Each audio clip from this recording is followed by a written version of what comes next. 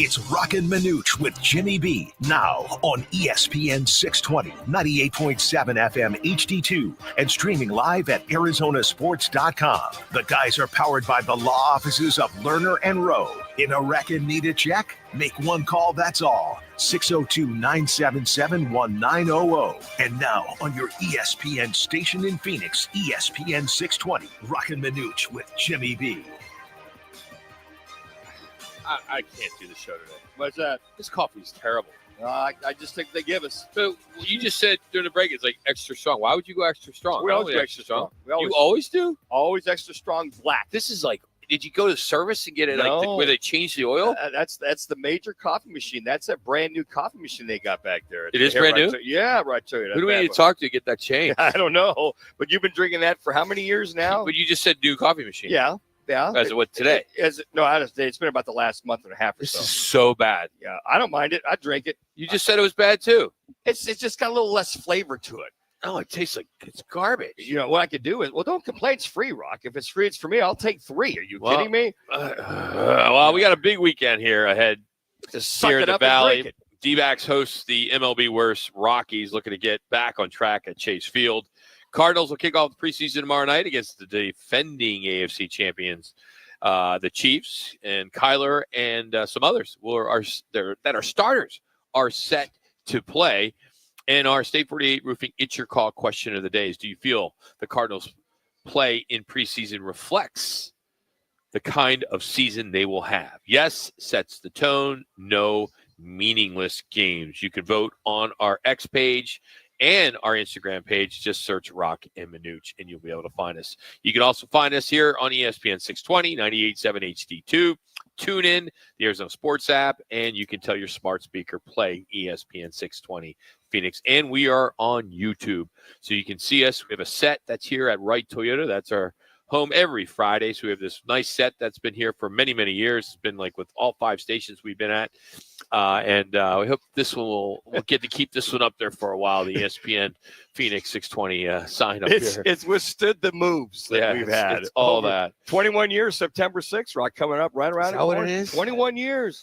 But who's counting? Oh, you are. You obviously just said 21. It's a quarterback thing. All right, so let's talk about the D-backs. We'll start with them, then we'll transition to some Cardinals. Jim Donnan, the great Georgia Marshall head coach. He also coached Manuch at Kansas State. He will join us here in about 20 minutes.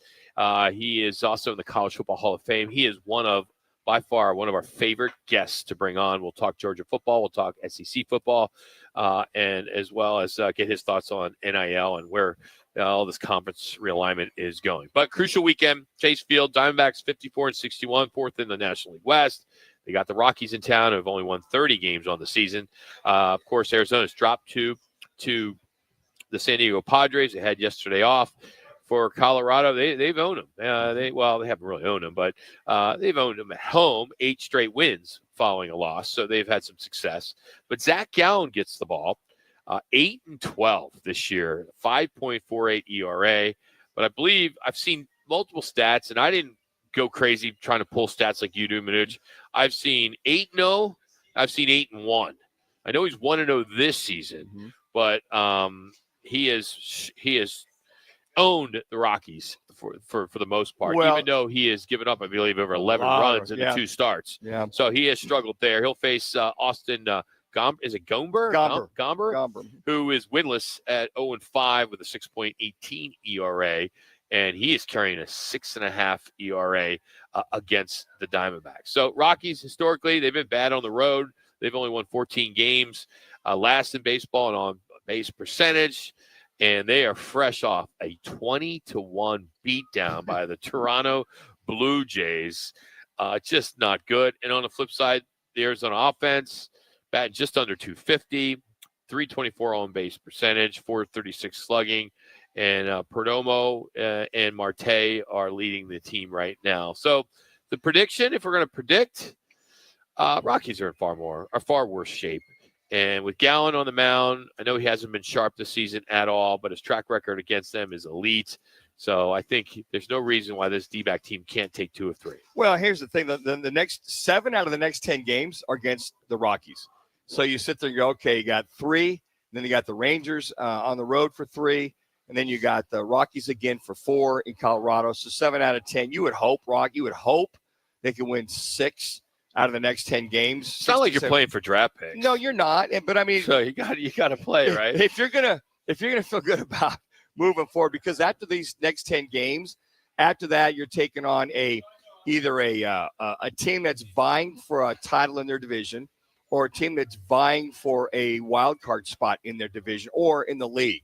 So after the Rockies go away, these next 7 games, and it's pretty much it's game, set, match. It's the Dodgers twice. Dodgers, San Fran, Cincinnati, Philly. You go on and on and on. You got the Padres to finish the season. So if you're going to feel good about yourself or feel like you can build on something, maybe you win 2 out of 3 in Texas. I doubt it. But if you can win 6 out of 10, pretty much win 7 games, basically win 7 games from the Rockies, that would feel pretty good. Okay.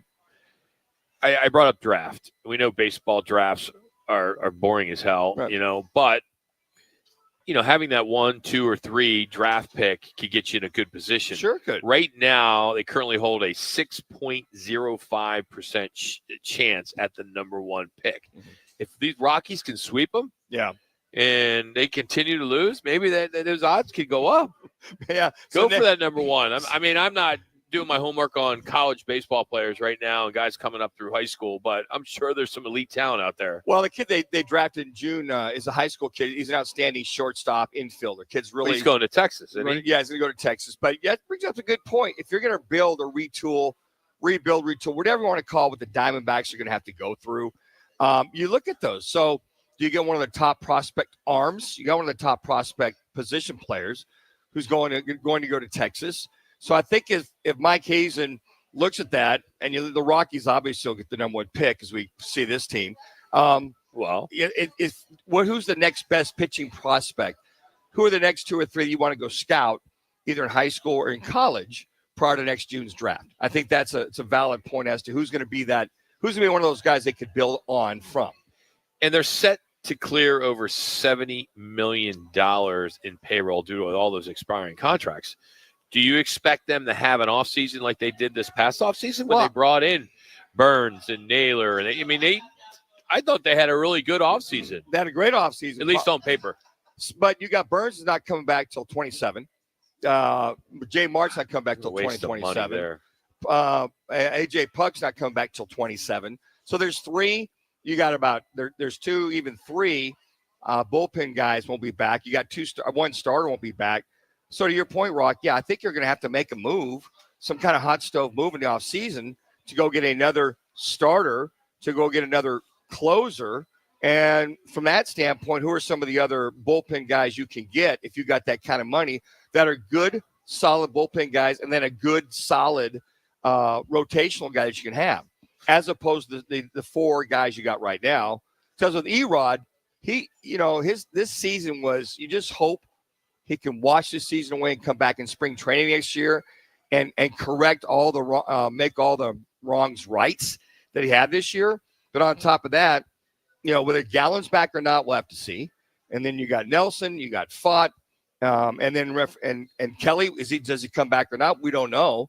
So you got to have some assurances as to who that extra guy is. Texas isn't a bad place to play. No. So Rockies tonight, 6:40 on Arizona Sports 98.7. Tomorrow they play at 5:10. Basically same time the Cardinals and the Chiefs are playing. So tomorrow the Rockies Diamondbacks will be heard right here on ESPN 620 98.7 FM HD2. 98.7 Arizona Sports will have the Cards and Chiefs, and then 1:00 on Sunday. So, all right. We got some NFL as well, as the Cards, as I mentioned, open up tomorrow. State Farm, 5:00. Kyler Murray and the Cards starters are expected to play. Patrick Mahomes and the Chiefs and their vets are likely to get just a series. So football is back. We're all excited about that. A lot of eyes will be on rookie Marvin Harrison Jr., as well as Trey McBride. All these guys that we may see, James Conner. I can't imagine we're going to see much of them. We'll see Trey Benson, I'm sure. We're looking forward to seeing him. Zaven Collins, Michael Wilson. We got a lot of guys that I think we all want to see actually go at it in training camp. Yeah, I think I should say with the Bullets. I would probably suspect that Connor won't start. Trey Benson will start. I think to your point, Rock, we'll see a good load of Trey Benson coming out of the backfield, running, get him lathered up a little bit. And then maybe 2-3 series, you pull those guys. But I think the biggest key is this offensive line going a good 2 to 3 series to kind of get them lathered up, get them some continuity, some chemistry with that offensive line. But I really believe that James Conner, if he starts, I'll be surprised. But I think it'll be Benson, DeMarcado, and Palmer will pretty much be the guys. Dallas will be the guys that go at it in the backfield tomorrow night. All right, let's hit the rewind button. Our preseason football is underway, giving us some fireworks, even if the games don't count. And we're getting into that because the Diamondbacks were off last night, so we have no sound. So why not soak into some NFL action? So we will get into that next. We are live at Wright Toyota. It's Roc and Manuch with Jimmy B right here on ESPN 620. Now open in North Scottsdale, it's the Orangedale Lounge. OD's, right off Thompson Peak and Bell, next to Bash's. Your new favorite dive bar has arrived. Cold drafts, chill vibes, always affordable prices, and the OD Mug Club, a one-of-a-kind membership you won't find anywhere else. No frills, just great people, ice-cold drinks, and a bar that feels like it's always been there. Follow at OD Scottsdale and get the scoop at orangedalelounge.com. Orangedale Lounge, dive in and drink up. Ready to hit Lake Pleasant the right way? West Side Recreation has your perfect day on the water. From Bluetooth speakers and tow bars to floating mats, tubes, full shade, and all the safety gear. Use code ESPN and get 15% off your rental right now. Whether you want to relax or ride wild, just bring the sunscreen. We've got the rest. Book today at westsideaz.com. West Side Recreation. We rent fun. Summer is just around the corner. Is your roof ready for the monsoon season? Well, now's the perfect time to call State 48 Roofing for a free roof inspection. Don't wait until you're dealing with a leaky roof in the scorching heat. Protect your home today. Visit state48roofing.com or call 480-268-4509. Keep your roof sexy with State 48 Roofing, the #1 referred roofer in Arizona, proudly serving the Arizona residential and commercial markets for over a decade. All right, folks, here we go. 3rd and long, and your old underwear just got blitzed again. Sweaty, bunched up, riding high. That's a wardrobe malfunction, and you cannot coach through that. But hold everything. Chill Boys enters the game. Cool, breathable bamboo boxers, smooth as a perfectly executed 2-minute drill. I slipped on a pair and bam, total comfort in the pocket, even in the Arizona heat. I've called a lot of clutch performances in my day, and I'm calling it right now. Chill Boys is the MVP of underwear. We've all made the switch here at ESPN 620, and trust me, you should too. Head to chillboys.com, use code ESPN, and get 20% off your first order. That's chillboys.com. Folks, this is a game changer. You cannot afford to fumble. Life's a sprint, and you need a quick pick-me-up. Meet G2G protein bars, the ultimate grab-and-go meal replacement. Whether you're hustling in the office, enjoying a day on the links, or conquering the daily grind, G2G is your perfect fuel. Score an 8-pack at your local Costco's refrigerated section, or explore amazing flavors at G2GBar.com. Quick, delicious, and power-packed. G2G protein bars, setting the pace for your energetic lifestyle.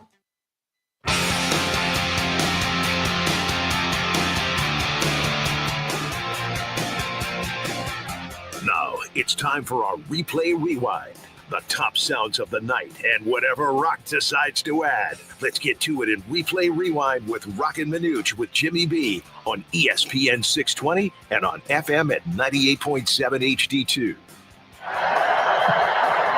And that's blocked. And this one is going to end in a tie. Yeah, how about that? Last night, Seattle blocks Daniel Carlson's field goal attempt to end the game, 23-all, and in preseason they do not go into overtime. So we have some football to get into. Hallelujah. We had some last night. Absolutely. So it is preseason highlights, and we figured with the D-backs off last night, and tonight they got Colorado. We'll have some fun with preseason, plus we got a little college football we'll get into as well. But let's dive right into Cedric Jackson's 41-yard TD. Here's Cam Miller with the deep ball. This is Cam Miller. Here's it out down the right sideline, and Cedric Jackson is wide open and in for another Las Vegas touchdown. You know, you see these backup quarterbacks or third-string quarterbacks that are getting some playing time, and just like back in the day when you played Manuch, they had to probably look you up to say, you know, who's Cam Miller? So I did. No idea that he was a Bison, played at North Dakota State, a sixth-round pick by the Raiders this past year in April. So I had to figure him all out. And so I was like, okay. Can I share a real quick story about that, Rock? So we're going into Houston. It's our last preseason game, my second year. It's a Thursday. Let's just for the sake of argument, or not argument, for you, just to maybe I can help you tell the story better. All right. Let people know when this was. This is 1980, my second year at the Buffalo Bills. Let me ask you, I was. Or how old are you, Rock? I think I was 12. I barely turned 23. So it's our Thursday. It's the last preseason game of the year. It's a Thursday. So we'll have the next 2 days off, and then they'll have final cuts and move on from there. So the guy that's writing the article about the game, to your point, and then backup quarterback Dan Manuch of Buffalo Bills, he puts in parentheses, who? And moves on from there. You got former K-State quarterback, so on and so forth. So, you know, they had Kenny Stabler had just got traded to the Oilers, and you got Campbell a running back. So it's all Houston. It's in the Astrodome. So we're playing there, so it's all Houston. But it's just so funny when you said that. Who are these guys? So in Houston, I guess I wasn't real well known playing in the Big 8 at K-State, but we came in there. Lo and behold, I'd solidified my position as backup. So David Hum came in, played the majority of the game because they wanted him to get some reps. We just picked him up from the Oakland Raiders. And it was just funny to see who, that type of thing. And from that standpoint, I just always remembered I had that as my motivation that, okay, I'm going to show you who from that Houston sports writer. So that happened to you in 1980. 1980, yes. It just happened to Cardinals rookie corner Will Johnson today, as he has said that he wants to prove I'm the player I know I am. Well, Madden NFL 26 apparently still doesn't know who he is. When the game dropped their early access players, his profile picture, his photo wasn't him. It was actually Steelers fullback Will Johnson. No kidding. He's a second-round pick of Michigan. You know, he has a 75 overall rating, third best among DBs for the Cards. He's expected to play a big role this season. Now, it officially gets released on the 14th this month, so I'm sure they'll fix it by then. Well, but he was projected to be a first-rounder, too. Okay, I mean, another reason to get his photo right. Exactly. You think they'd have it right. That's a major gaffe for Madden to not have his right picture, knowing that he was one of those first-rounders. The only reason why they say he dropped into the second round is because of the injuries he's had. Yeah. He has been dinged up. But that's a major gap. He was a very well-known corner. We were stunned he fell in the lap of the Arizona Cardinals, that second pick. So were they. Yeah. All right. We had some special teams last night. Here's Wester and his 87-yard punt return. Wester had a 17-yard return on his first try. Fields this one cleanly. And again, he's got an alley. Wester at the 30. Two men to beat. Wester could be gone. Midfield and rolling. And the rookie sixth-round draft pick will take it to the house. LaJonte Wester, 87 yards. And he delights this Ravens crowd in the preseason opener. Goes coast to coast for the Ravens. Somebody you're going to want to kind of look at when you get ready for fantasy football. And that's the guy that, here's a rookie that you got to prove yourself with the limited amount of games you're going to have.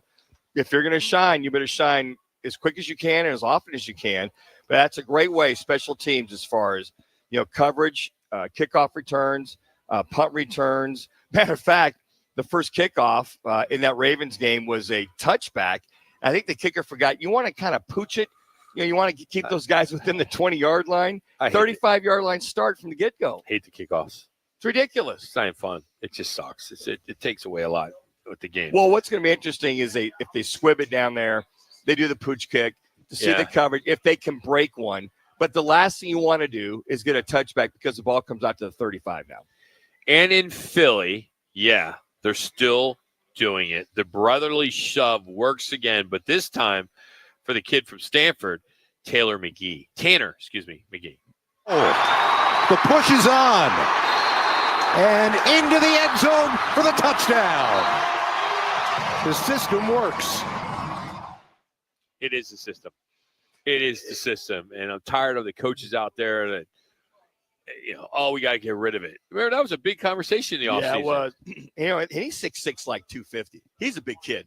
He had a hell of a game. Matter of way, in fact, talking to Connor on the way in, we're going over the lineup. I said, he's impressive. He'd be a good, solid backup for Jalen Hurts. Doesn't have the mobility that Jalen Hurts has, but I watched him throw. I watched all the clips, and I said, well, this kid's really poised. Yeah, he played last year. He got in. He started one game last year and appeared in two. But his touch, where he layers the ball, he throws the ball, is very impressive. But he could probably do, not that they wouldn't with the tush push because of his size. I realize this 6'6", 250 kid. Big man, a good backup for the Eagles. All right, one more, and this will be college. You got a college football clip. Arch Manning. He is somebody, he's the face of college football. He really is right now. Everybody's talking to him. If you remember going into last year, it was all about Colorado. It was Deion Sanders, his son. I mean, it was all Colorado. This year, it's Arch Manning. But what's interesting in this clip, when you listen to him, he sounds so much like Peyton and Eli. I mean, he is so poised. You brought up poise with Tanner. He's so poised. Listen to this. He weighs in on a very important preseason question. Texas barbecue or New Orleans seafood? Texas barbecue in Austin or seafood in New Orleans? That's close. Those are totally different genres. Yeah. Like, types of food, it's still, though, it's food. I mean, they're both like 10s, yeah. Yeah, but how do you even compare them? Like, okay, he was going to give us an answer. Then okay, you made him go switch. Sorry. Okay, I would like the answer.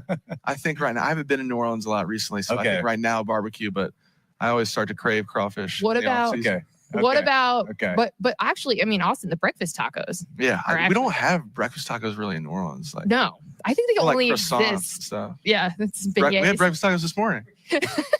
They were fire. All right, y'all converted so Arch. Good. Yeah, I don't know who the two were interviewing Arch there, but shut up. I want to hear Arch. The woman there's just stepping on him. You're interviewing, arguably the Heisman Trophy winner this year, unless Sam Lammett gets it. And shut up. Yeah. Let him talk. Well, the guy said, you're getting an interview with the starting quarterback at Texas. It's not about you. And the guy just said, well, let him answer. Yeah. That's funny. They're stepping on him. I mean, that's Radio 101, kids. Yeah. Texas barbecue, to me, would be it. I mean, and I do seafood. miss not having breakfast tacos. You can get them at Rudy's. You can go get them. Good there. They're awesome there. They're always there to like 10:30. Yeah, till 10. Like $2, right? They're not awesome. much. But yeah, I think Texas barbecue. I'd win out with the Texas barbecue. I wish we still had them as a partner. That was fun. Oh yeah, it was fun. All right. Today's replay rewind is brought to you by Lerner in Row in Iraq. Need a check? Make one call. That's all. 602-977-1900, and always online at lernerin.row.com. As I mentioned, Jim Donnan is going to be coming up here in a little bit. I do want to mention a little bit later in this hour, we have 3 schools that are suing the Mountain West Conference. A pretty interesting story. And speaking of head coaches, and we got Jim Donnan on, the top 10 head coaches, actually top 25 head coaches going into this season, according to College Football News. And it'll be interesting and see where you think, Manuch. I don't know if you saw it. No, I did not see it. Where Kenny Dillingham pops up, if he's even in the top 25. Okay. So we'll get into that and where Brent Brennan from Arizona, he was on this list. So if he was on this list. So we'll get into that as well. And then I really want to get into, we got into it just briefly yesterday, but college football red zone. It's in the works. ESPN with that new blockbuster deal. Could they turn college football into the red zone? Imagine how crazy I'd love that. It would be to watch the red zone. I would never want to be Andrew Siciliano. Remember, he was the guy that used to do it, Yes, the big ears. Big ears. And then God bless him. I know, I feel so bad. 5'3". It's like wear a Big hat. voice. Yeah, he was great. He was Jim Rome's guy for so long. And the way he used to do it and to do the NFL, I mean, you're driving a pretty fast car there with all the different changes. But imagine college with so many games. I mean, you could almost have a red zone per conference. I was going to say, you or, could have an region. SEC. Yep. No, I think you got to do it by conference. Yeah, you're probably right, Rob, because regional games, conference games, and you just flip to that individual who's ever going to host that. And that's a lot of balls in the air to juggle. I mean, it really is. I would just sit there and watch that, because right now it's so hard. There's so many games on a Saturday morning, right? And you want to watch as many as you can. Sure. And there's all those smaller networks that are carrying the lower tier games, like the CW, the CBS Sports Net, and all that. But some of those games you want to watch. Yeah, you do. Like I get to once in a while I get to see my alma mater, Mid-American Conference. You don't get to see them very often, but if I get a chance, I want to peek in. But I'm anxious to see if that'll happen. We'll dive into that top of the 2 o'clock hour. But up next, former Marshall and Georgia head coach. He's in the College Football Hall of Fame, Jim Donnan. We'll talk some Georgia football. We'll talk about the top dogs, speaking of Georgia, in the SEC. And if we have some time, his thoughts on NIL and some of the changes that are shaking up the college football game. That's next. But first, here is who's doing it? Connor. Connor's doing it? That's all right. Why can't you guys just pick a week? It's either Connor all week or if it's Matt all week. Done. Why you guys got to do every other? Done. Who proved that? I don't know. Who proved that? So it's done. Executive decision. Connor 1 week, Matt the next week. Good. I'm glad somebody's stepping up and being proactive. Yes, thanks. So it's Connor? Connor. But it was Matty yesterday. Yeah, but Connor will finish off. And then next week it'll be Matt. And sure? I'll put it on the lineup. Okay. All right. Connor, why don't you just give us an update, all right, buddy?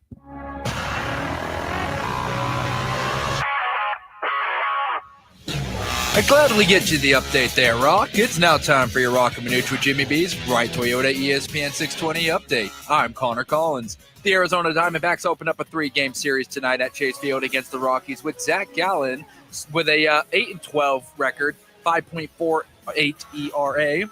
He's on the mound opposite of Colorado's Austin Gomer, who has struggled this season with an 0-5 record and a 6.18 ERA. First pitch is at 6:40 p.m., and you can catch the game at 98.7 FM, Arizona Sports, or stream it live on the Arizona Sports app. Tomorrow, football is back in the Valley as the Cardinals are hosting the Kansas City Chiefs in their preseason opener at State Farm Stadium. Kickoff is at 5 p.m., with starters such as Kyler Murray and Patrick Mahomes expected to play about a quarter or so. You can listen on Arizona Sports 98.7 or watch at CBS 5, NFL Plus, and Paramount Plus. This update is brought to you, by Right Toyota.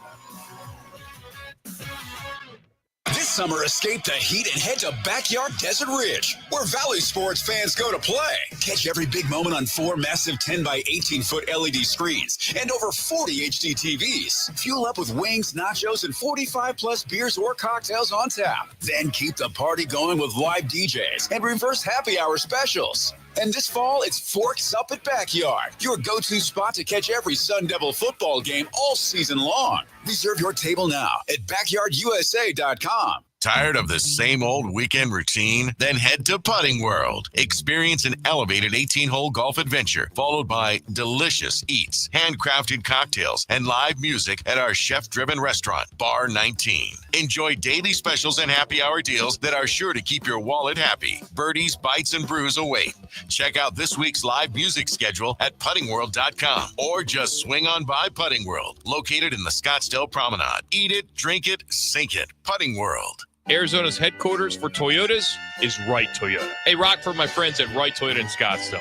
You will always find the right deal at Right Toyota. Right Toyota has been driving Arizona's home for years with their amazing service, pricing, and great selections. I encourage you to discover the difference at Right Toyota.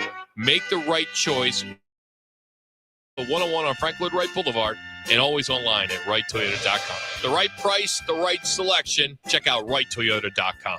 Introducing Baja Riba premium tequila found at Albertsons, Safeway, and your favorite restaurants. Crafted from 100% blue Weber agave, Baja Riba offers an authentic sipping experience. With 88 years of tradition, our master distiller creates smooth flavors of baked agave, white pepper, and citrus zest. And don't miss our stunning handcrafted bottle, winner of the 2022 Bottle of the Year by Tequila Aficionado magazine. Discover the artistry of Baja Riba tequila, one of the finest in the world. You always say that I'm your whole heart. I believe you, and so does the American Heart Association. That's why this American Heart Month, they want to make sure that you and every other parent know CPR to make sure you are ready. Ready to save my life when it matters most. Learn CPR today so you can be ready and become a part of the nation of lifesavers. Visit heart.org/nation to learn more.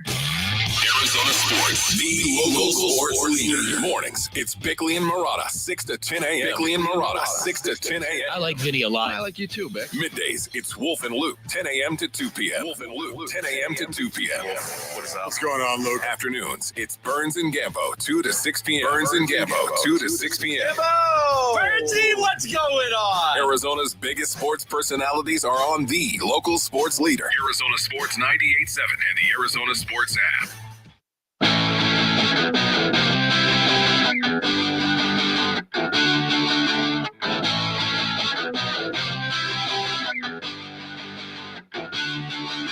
It's Friday, and the guys are live from Wright Toyota. Right on the corner, right on the price. Wright Toyota, located at 77th Street and Frank Lloyd Wright Boulevard in Scottsdale. Now back to the guys on ESPN 620. All right, always one of our favorite guests to bring on here on Roc and Manuch with Jimmy B. He's in the College Football Hall of Fame, Georgia head coach, Marshall as well. At Georgia, he was the first coach to take them to 4 consecutive bowl victories. Does lots of media out there on the East Coast. And Coach Manuch when he was just a little pup. That's Jim Donnan. Coach Roc, along with Manuch, how are you, my friend? You ready for some football? Yeah, hey, you guys know where to relocate, man. That's pretty impressive. They got Toyota out there, and my best friend's a big Toyota dealership, so you must have moved up for them to have you on a remote out there. Yeah, I think we're doing our thing here, Coach. Speaking of like things that move, like I read somewhere, and I'm surprised you've been coming on our show for so many years, and I never knew about this motivational moment that you had back. I think it was 1997, where you drove a steamroller into practice, and you told your players that they'd have to decide whether they're going to be the steamroller or the pavement, and then you end up winning 47-0. Where did you get that idea? Well, I'm not the great motivator that sounds like, but every year you got to have some kind of a statement before the season started, and we didn't do very well the first year, and we were trying to make the transition, and I basically told our team early in the year, before practice started in the fall, it's time for us to show up. We're either going to be the steamroller or the pavement, and that was it. But we were playing like our 4th game against a good Mississippi State team coached by Jackie Sherrill. And I was walking over to the dining hall, and they were repairing the parking lot there. And this guy was out there on a steamroller.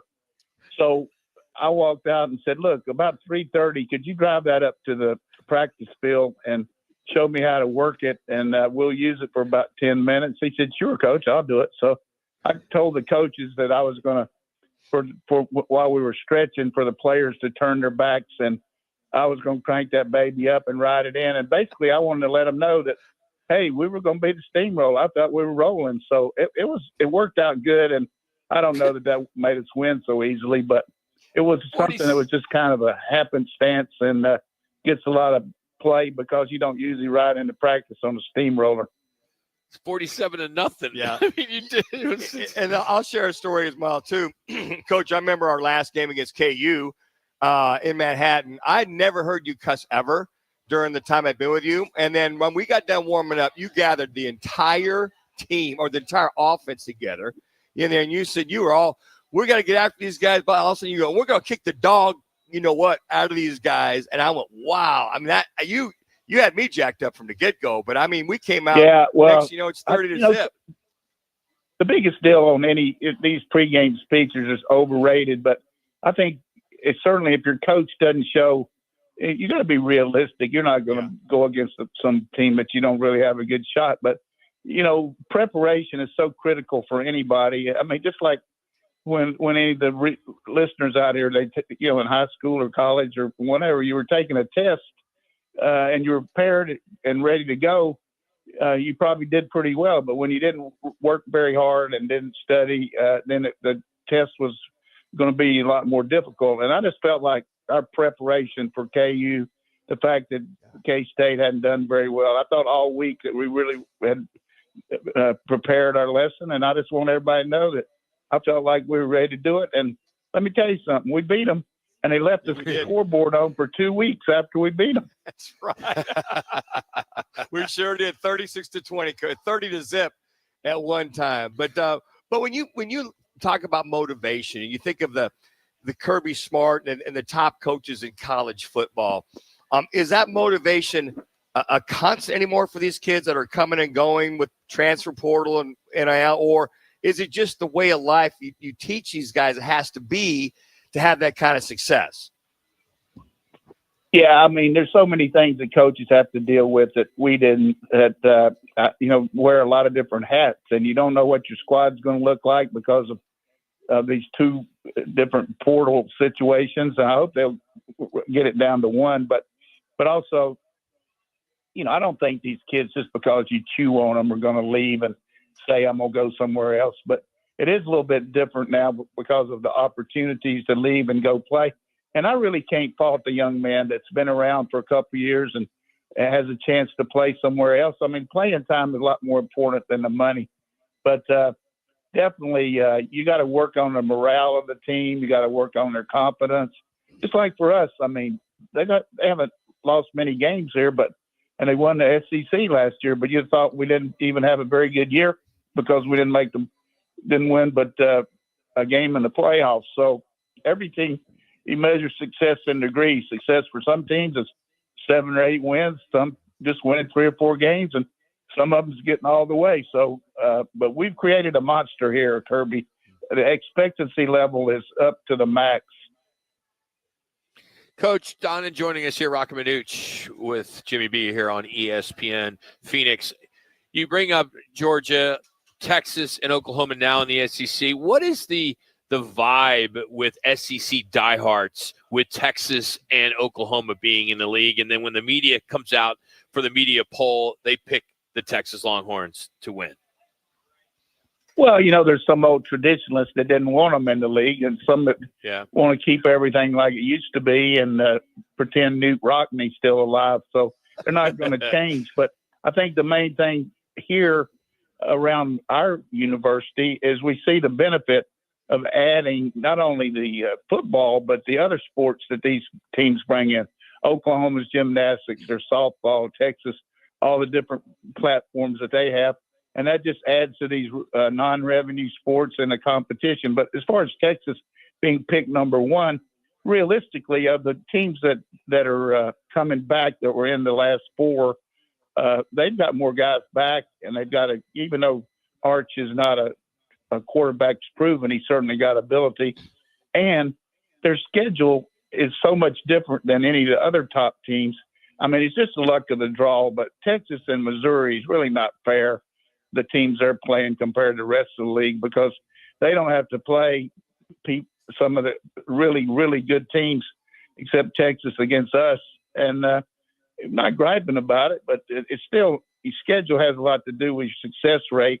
And of course, OU of course, I'm a big OU guy, but they drew the short stick and their schedule is a lot tougher. But as far as what they bring to the league, I mean, traditional blue blood programs that anybody in the country would cut on to watch, and it helps your TV package, helps everybody else. I mean, it's a win-win for both those schools and for the SEC. Coach, it just seems like, as you alluded to, that Georgia just reloads every year. The move from Carson Beck to junior quarterback Gunnar Stockton, and when I read this quote, I thought of you and how you dealt with me. It says, Mike Bobo says he's been working on layering the ball with Gunnar and teaching him how to pass and not to gun it in there, pardon the pun, so often. I thought back in my days with you taught me how to pass, lay it in there versus, throw that tennis ball and those quick slants and those hook routes all the time. Is he growing in that aspect as a quarterback when you watch this young kid?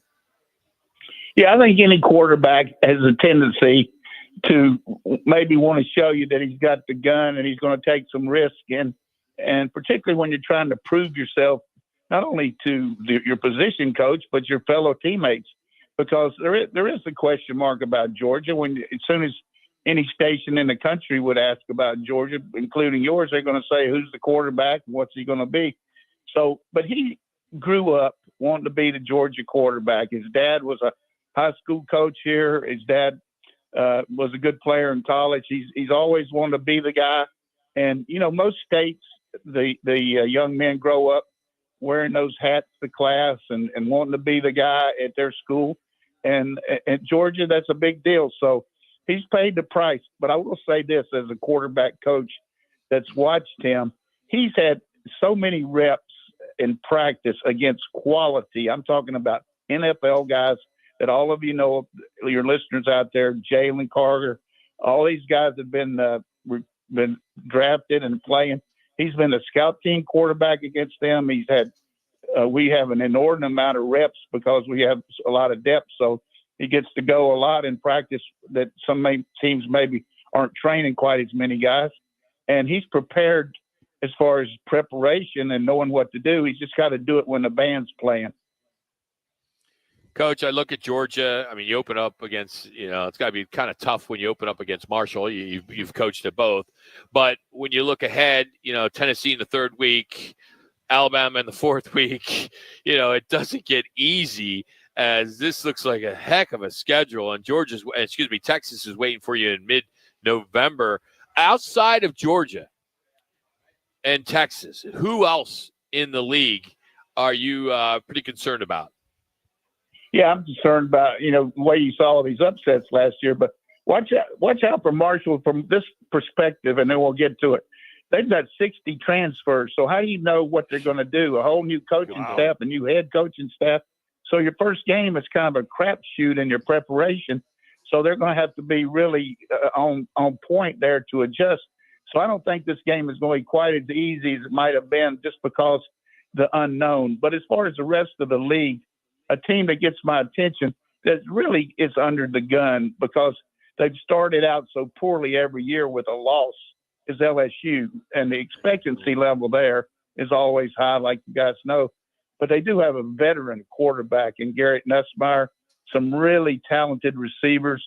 And hopefully, I'm not pulling for them, but hopefully their defense is going to start playing good enough where they don't always have to play from behind. And when you're playing from behind, and Manuch will tell you this, everybody, you're always maybe taking a few more risks. And as compared, your defense can play a lot better when they can run their packages. But I think LSU is a team that scares me. Another one, because of the quarterback, is South Carolina. They came on really strong last year. You realize that the last two times they've gone into Death Valley and played at Clemson, they've beaten Dabo Swinney's team. And when you can win the state championship of South Carolina, in that small state, boy, that is big for your recruiting and everything else. But they got a quarterback in Lenora Sellers who's a big, strong, physical guy that looks like Cam Newton. He can run with the ball. He can throw. He makes good decisions, and he gives them a chance. I'm worried a little bit about some of their defensive guys they've lost, but I think they're a team, too, that could be a surprise team. And you could say that about everybody else, but hopefully Oklahoma, I'm pulling for them because my whole family lives out there, and I'd like to see them make a turnaround too. Coach, always a pleasure to have you on. We will be tracking you down during the season, but always a pleasure, always great to catch up. And as I always say, thank you so much for helping moving me along to where I'm at today. I really appreciate it. Hey, Coach, it's always good to talk to you guys, and I just want to know one thing. Has Brock Purdy given you any money since he signed that contract? Well, at least he's returning my texts, Coach. I guess that's a start right there, as busy as – and then, Coach, he's got another guy. There's a chance that he's going to have two starters in the National Football League competing against each other here. Yeah, Tyler Shuck could be the starter there. He is definitely – he's the guru, but But Rock, I think that Purdy should take you and Manucci over to Italy and take you out to spaghetti dinner. I mean, he was coming on our show when he was in diapers. I mean, we've been working with him for a long time. And Coach, watch Tyler Shuck. Hopefully, he starts New Orleans. I've been training him since 8th grade, so he might. Well, be don't y'all forget about me until the playoffs. Now, at least call me one other time. Now. Oh, we will, Coach. Have a great weekend, Thanks, Coach. Thank you. I appreciate you. That's Coach Donnan joining us. Always great. He's in the College Football Hall of Fame. Again, he talked about the Marshall. That's a great story there in Nebraska, or at Marshall, when they cleaned house when the head coach left. And, of course, his success there at Georgia. He's brought to you today by All City Towing. Of course, we talk about it every day. They are the largest towing company in the state, a place where you can get your career to another level, a serious boost. And they're hiring all types of positions. All you have to do is go to their website, allcitytowing.com. You search careers, and you can take that next step. All City Towing, where your future is on the move. We're going to keep talking about legends like Jim Donnan, like Kirby Smart and Dabo Sweeney, and some of the rising stars like Kenny Dillingham.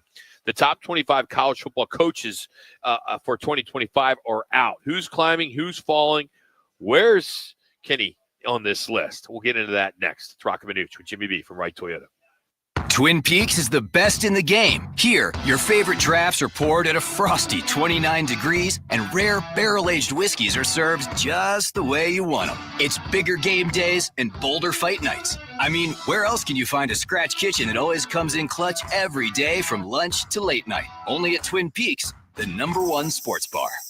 Twin Peaks Scratch Kitchen scores every time. Dig into hand-smashed burgers, chef-inspired flatbreads, and more at your local lodge. Remember when things were built to last? Well, at Arizona Patio Furniture, we've been handcrafting premium outdoor furniture and custom cushions for over 15 years, right here in Phoenix, using 100% American-made materials. We build it, we sell it, we guarantee it with our exclusive 5-year plus worry-free warranty. Visit any one of our Three Valley showrooms or go to ArizonaPatioFurniture.com. Mention this ad for free delivery and setup in Maricopa County. Arizona Patio Furniture. Some things are still made like they used to be. I was in a wreck. I need a check. Lerner and Rose is the way to go. I was in a wreck. I need a check. Lerner and Rose is the way to go. I was in a wreck. I need a check. Lerner and Rose is the way to go. I'm attorney Kevin Rowe. Getting rear-ended once is bad enough. Don't let the insurance company hit you again with a lowball offer. Call an experienced attorney who knows how to fight and win. Call Lerner and Rowe today. 977-1900. Lerner and Rose is the way to go. Call 977-1900. 977-1900.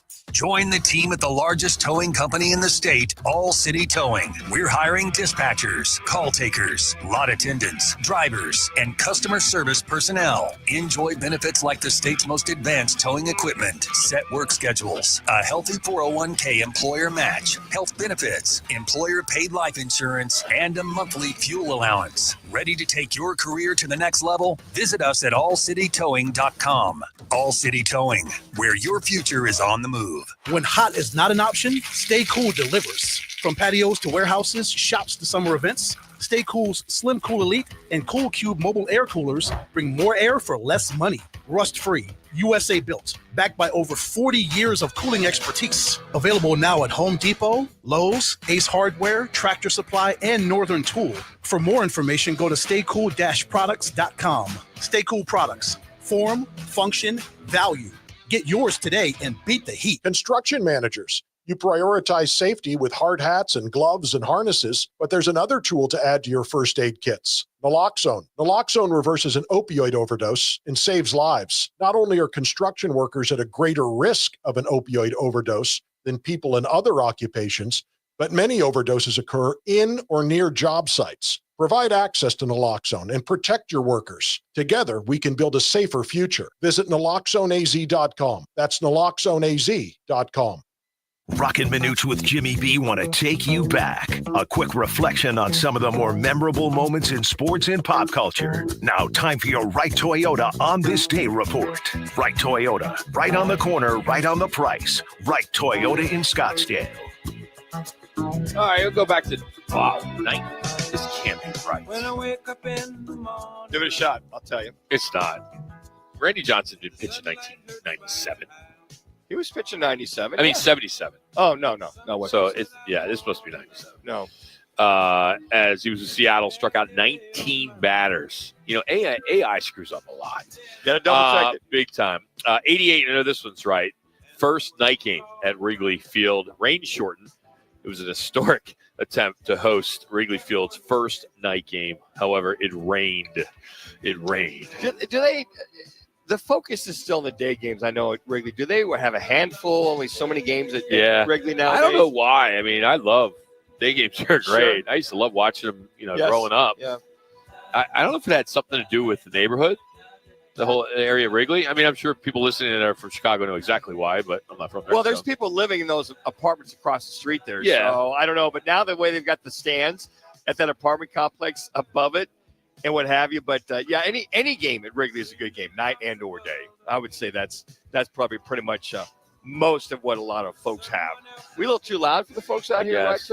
Yeah, I think so. Oh, wow, shut the door on us like that. Wow. All right, college football news. Gets to football at 50 now as their head coaches of 2025 heading in. And first of all, where do you think Kenny Dillingham. KD? Where'd Dilly come in? At the top 25? Top 50. Top 100. Okay, I would say he's going to be, I'm going to put him at 25. Wow. 25. Is that too high? Not high enough? Right around 25-ish. 13. Was he? Good for him. How about Coach Brennan down at U of A? Ooh. Well, the job he did at San Jose State was pretty phenomenal. This is going into 2025 season. Okay, 2025 season. Cat is career coaching. You don't need to put San Jose State in there. All right, so I'm going to say he's probably 75. 31. Okay, good for him, Coach. So, top 10. First of all, from Kenny down. Okay. So, you got Kenny. Okay, 13. Kyle Whittingham. Okay. Legendary. Ooh, wow. Jeff Brom from Louisville. Yeah. He's got 19 wins in 2 years. He turned Purdue in a Big Ten champ before that. Army's Jeff Monken, 12-win season. Good choice. How about that at number 10? And that's the first time in the school, in their history, in their first year of the AAC, to get 12 wins. Brian Kelly at number 9, 29 wins in 3 years. James Franklin, thought he would be higher. I did too. Penn State, 125 wins, 34 in the last 3 years. Of course, the CFP trip. I love Dan Lanning at Oregon. Right. He's 35-6 with a Big Ten title already on his resume, and he's at number 7. Sark at Texas, 25 wins in the last 2 years. Of course, the preseason SEC favorite. Dabo Sweeney comes in at number 5. It's still the class of the ACC. They'll be chasing the title again this year. This one, Cignetti from Indiana. I mean, you take Indiana 11 wins, the CFP, yes, but it's Indiana. Okay. And you put them at 4? I think you look at last couple. Is that a one-hit wonder in Indiana? Yeah. And then you put him at 4 ahead of Dabo Sweeney? And Dan Lanning and James Franklin and Brian Kelly. I don't think so. I mean, you could go down to Matt Campbell at Iowa State, Lane Kiffin at Ole Miss, Lincoln Riley at USC, Mike Gundy. I mean, there's so many other ones. Absolutely. So that takes us to number 3. Marcus Freeman from Notre Dame, national title appearance, elite recruiting class. Ryan Day, he's got an 88% career win rate, and of course, the national title. And number 1, no surprise, Kirby Smart, Georgia, 2 national titles, 105 wins, only 19 losses. Somewhat of a dynasty, I would say, in full swing. Yeah, the Cignetti one, one-hit wonder, 3rd year for Kenny D, 13th. That's pretty good. You know, he's got the 3 years, 1 more year to prove. 2nd year, I think I like that for what he had to work with. That's a huge jump. But man, some of those, my top 3 would be basically would be Kirby, Dabo, and then Day in that order. The 1, 2, and 3. Belichick made it at 16. Doesn't Coach today? I was coach. He had 3 losing seasons when he left the NFL. Yeah. Well, I mean, he only lost 3, I should say. If this is college, I mean, he's trying. The GOAT's trying the college level after 3 losing NFL seasons. Why is he even in there when he hasn't coached? The only college he was an assistant coach many years ago when Roger Staubach was at Navy and wasn't a head coach at all until he got to the National Football League. So I think you got to throw that one out. I put the coach from Liberty ahead of him, Coach Chadwell. Yes. How about that? All right, we have 3 schools that are suing the Mountain West: Boise State, Colorado State, and Utah State, all because of Grand Canyon University. The schools are suing after being misled in the treatment they're getting because they're expediting Grand Canyon University as a new member. They are arguing the exit fees that are ranging from $19 million to $38 million.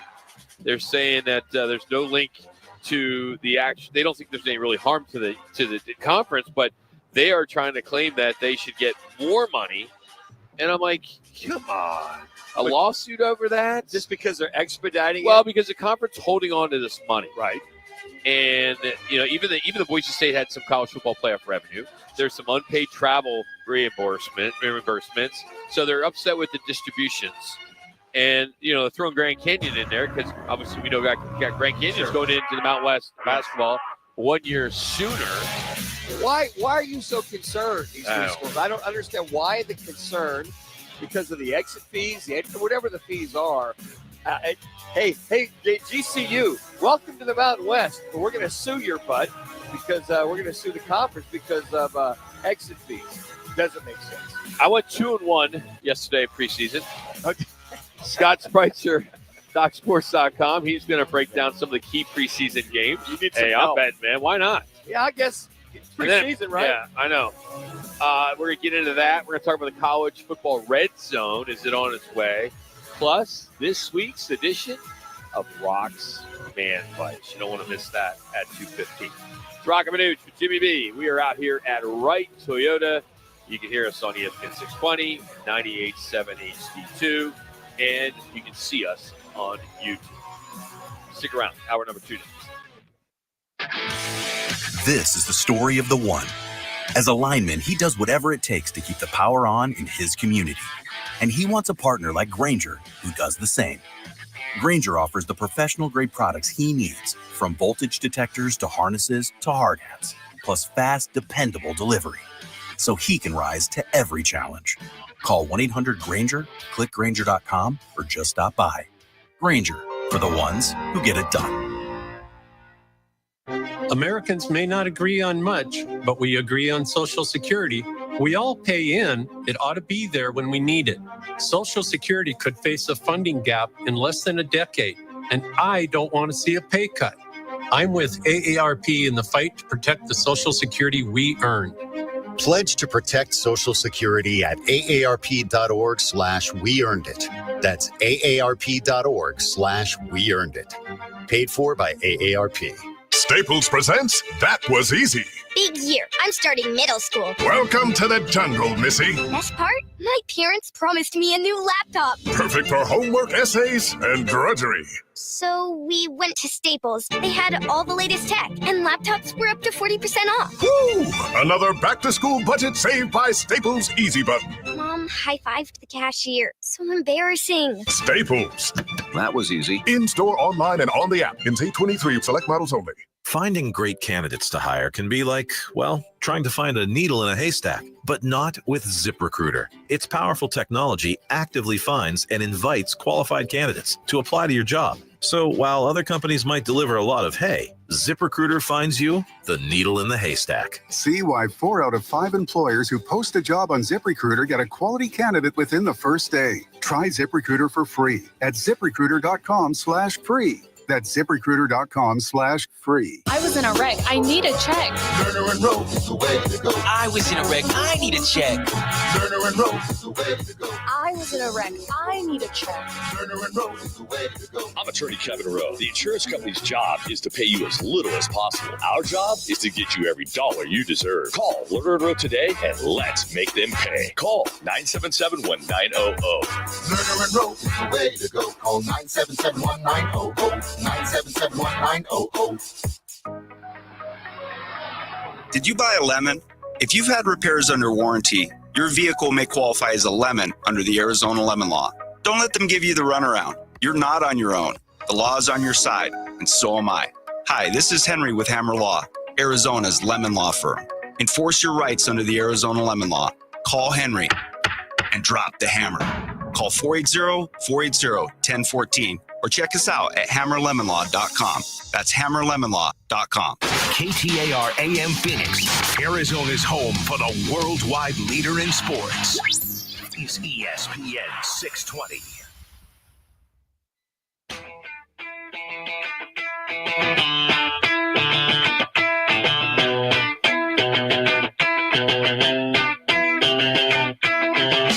It's Friday, and the guys are live from Wright Toyota. Right on the corner, right on the price. Wright Toyota, located at 77th Street and Frank Lloyd Wright Boulevard in Scottsdale. Now back to the guys on ESPN 620. All right, Rock's Man Advice coming up in about 15 minutes. I try to get it in once a week. I mean, we're going to get into does a layover count as visiting a state? Heinz ketchup smoothie. Clean your what? Yeah. What? Donnan returns.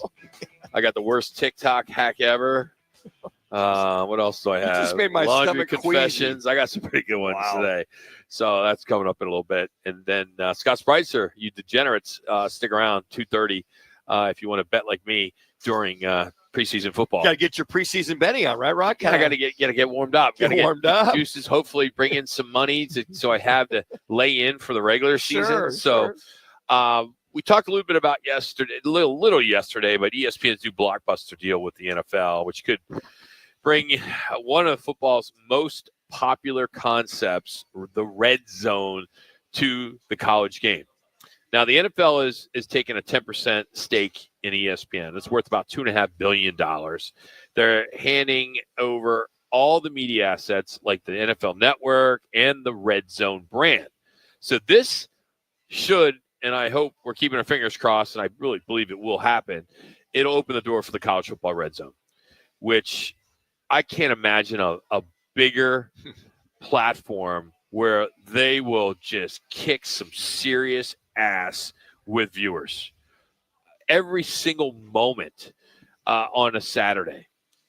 What we see and how we get up every morning to watch game day, we all do it. Sure. I would say 90% of college football fans, they got to get their fill of college game day, right? So, however, there's a catch. The ESPN owns the rights to the SEC, most of the ACC, Big 12, and others, but not the Big 10 or Notre Dame. That means, like the biggest game of the year, Ohio State, Michigan, would be left out unless ESPN can strike a deal to, share the highlights. So ESPN has tried these, what they call whip around shows before. If you remember, ESPN Goal Line for football, Buzzer Beater for basketball. I mean, it was access to games, but it was limited. It fizzled out. It didn't work.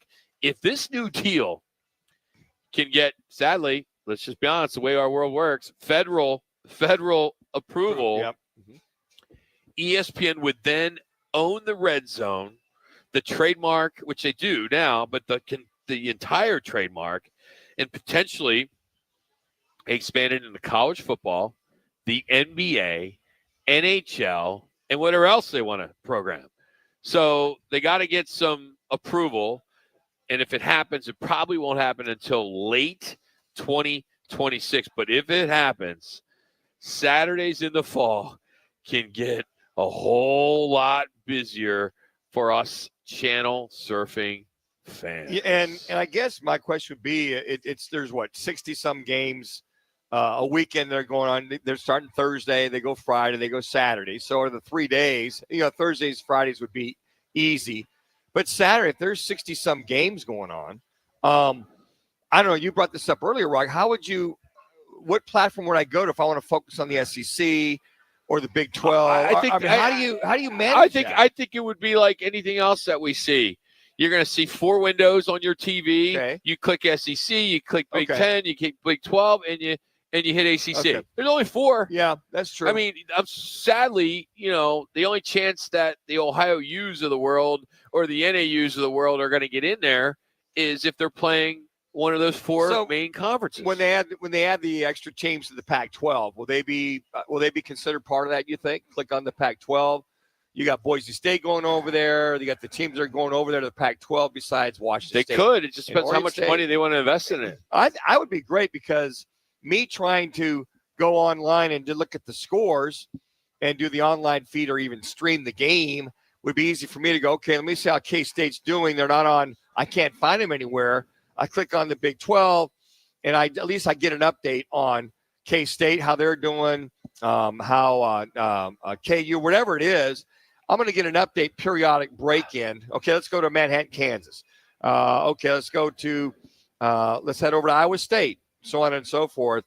That would be fun to see while I'm trying to follow it online. At least I could see something that might be a 2 minutes worth of game time or an update from that standpoint. So when you look at the FBS, Division 1A, you got around 55 teams that play each Saturday, right, which works out to roughly 25 to 30 games at that level. Right. The FCS, usually another 25, 30 games. Okay. And then even Division 2 and 3, you combine those and you'll get another 30, 40 games.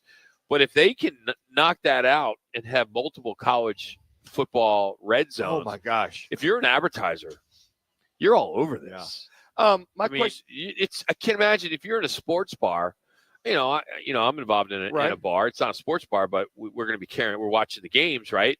Right. I'm just going to on any given Saturday, I'm just going to have that on. I'll have that red zone just flying. Why the federal approval? I don't know. That's interesting to hear that because monopoly. I don't know. But I mean, if they've got the rights, that's already been settled. I mean, there's no antitrust violations for them to go ahead and do that, unless there's some kind of TV rights from those teams that are carrying the games. I guess the federal scope would be a blanket approval that if you're broadcasting a game, that the red zone has the right to go ahead and show highlights. That's the only thing I can think of, that just getting the rights to concur with the games that are being broadcasted. But if ESPN is the main carrier, why would that need federal approval?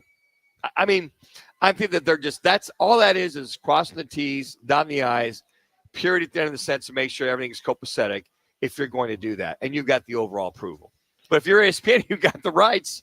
Why the approval? Yeah, I don't know. I can't answer that.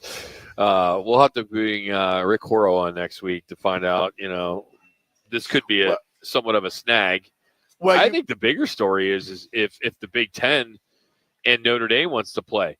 Notre Dame, NBC doesn't want people to leave the Notre Dame broadcast to jump over to the college football red zone. Well, it's true. Yeah, they want to keep it lone and separate. Isn't that amazing that Notre Dame football can have that much clout for an entire network and be in that national title game that they were last year and be able to control that kind of narrative and control that? And maybe they're exempt from being allowed to be on the red zone since it's NBC. And ESPN won't have the right to do that. Now, it's Notre Dame only. You can catch the highlights after the game's over. But I just wonder, wasn't it a few weeks ago you were talking about how NBC Sports Network? It's a new one. Well, yeah, they're going to get back into it. Yeah, so it'll be another channel. I think they're just looking for, they got NBA, they got Olympics. Well, they used to have like the Ivy League games on, the Patriot League games. A lot of those FCS teams were on if you couldn't catch them on ESPN or some of the major networks. I mean, one of my quarterbacks, Brandon Bielakowski, who was at Gilbert, he played 4 years at Lehigh. I used to catch his game on NBC Sports Network and a few other quarterbacks because I had nowhere to go find them. And they did a great job covering it. So I looked it up. So the federal ruling part comes in because this NFL ESPN deal is so big, and it involves transferring media assets. Excuse me, I can't even talk.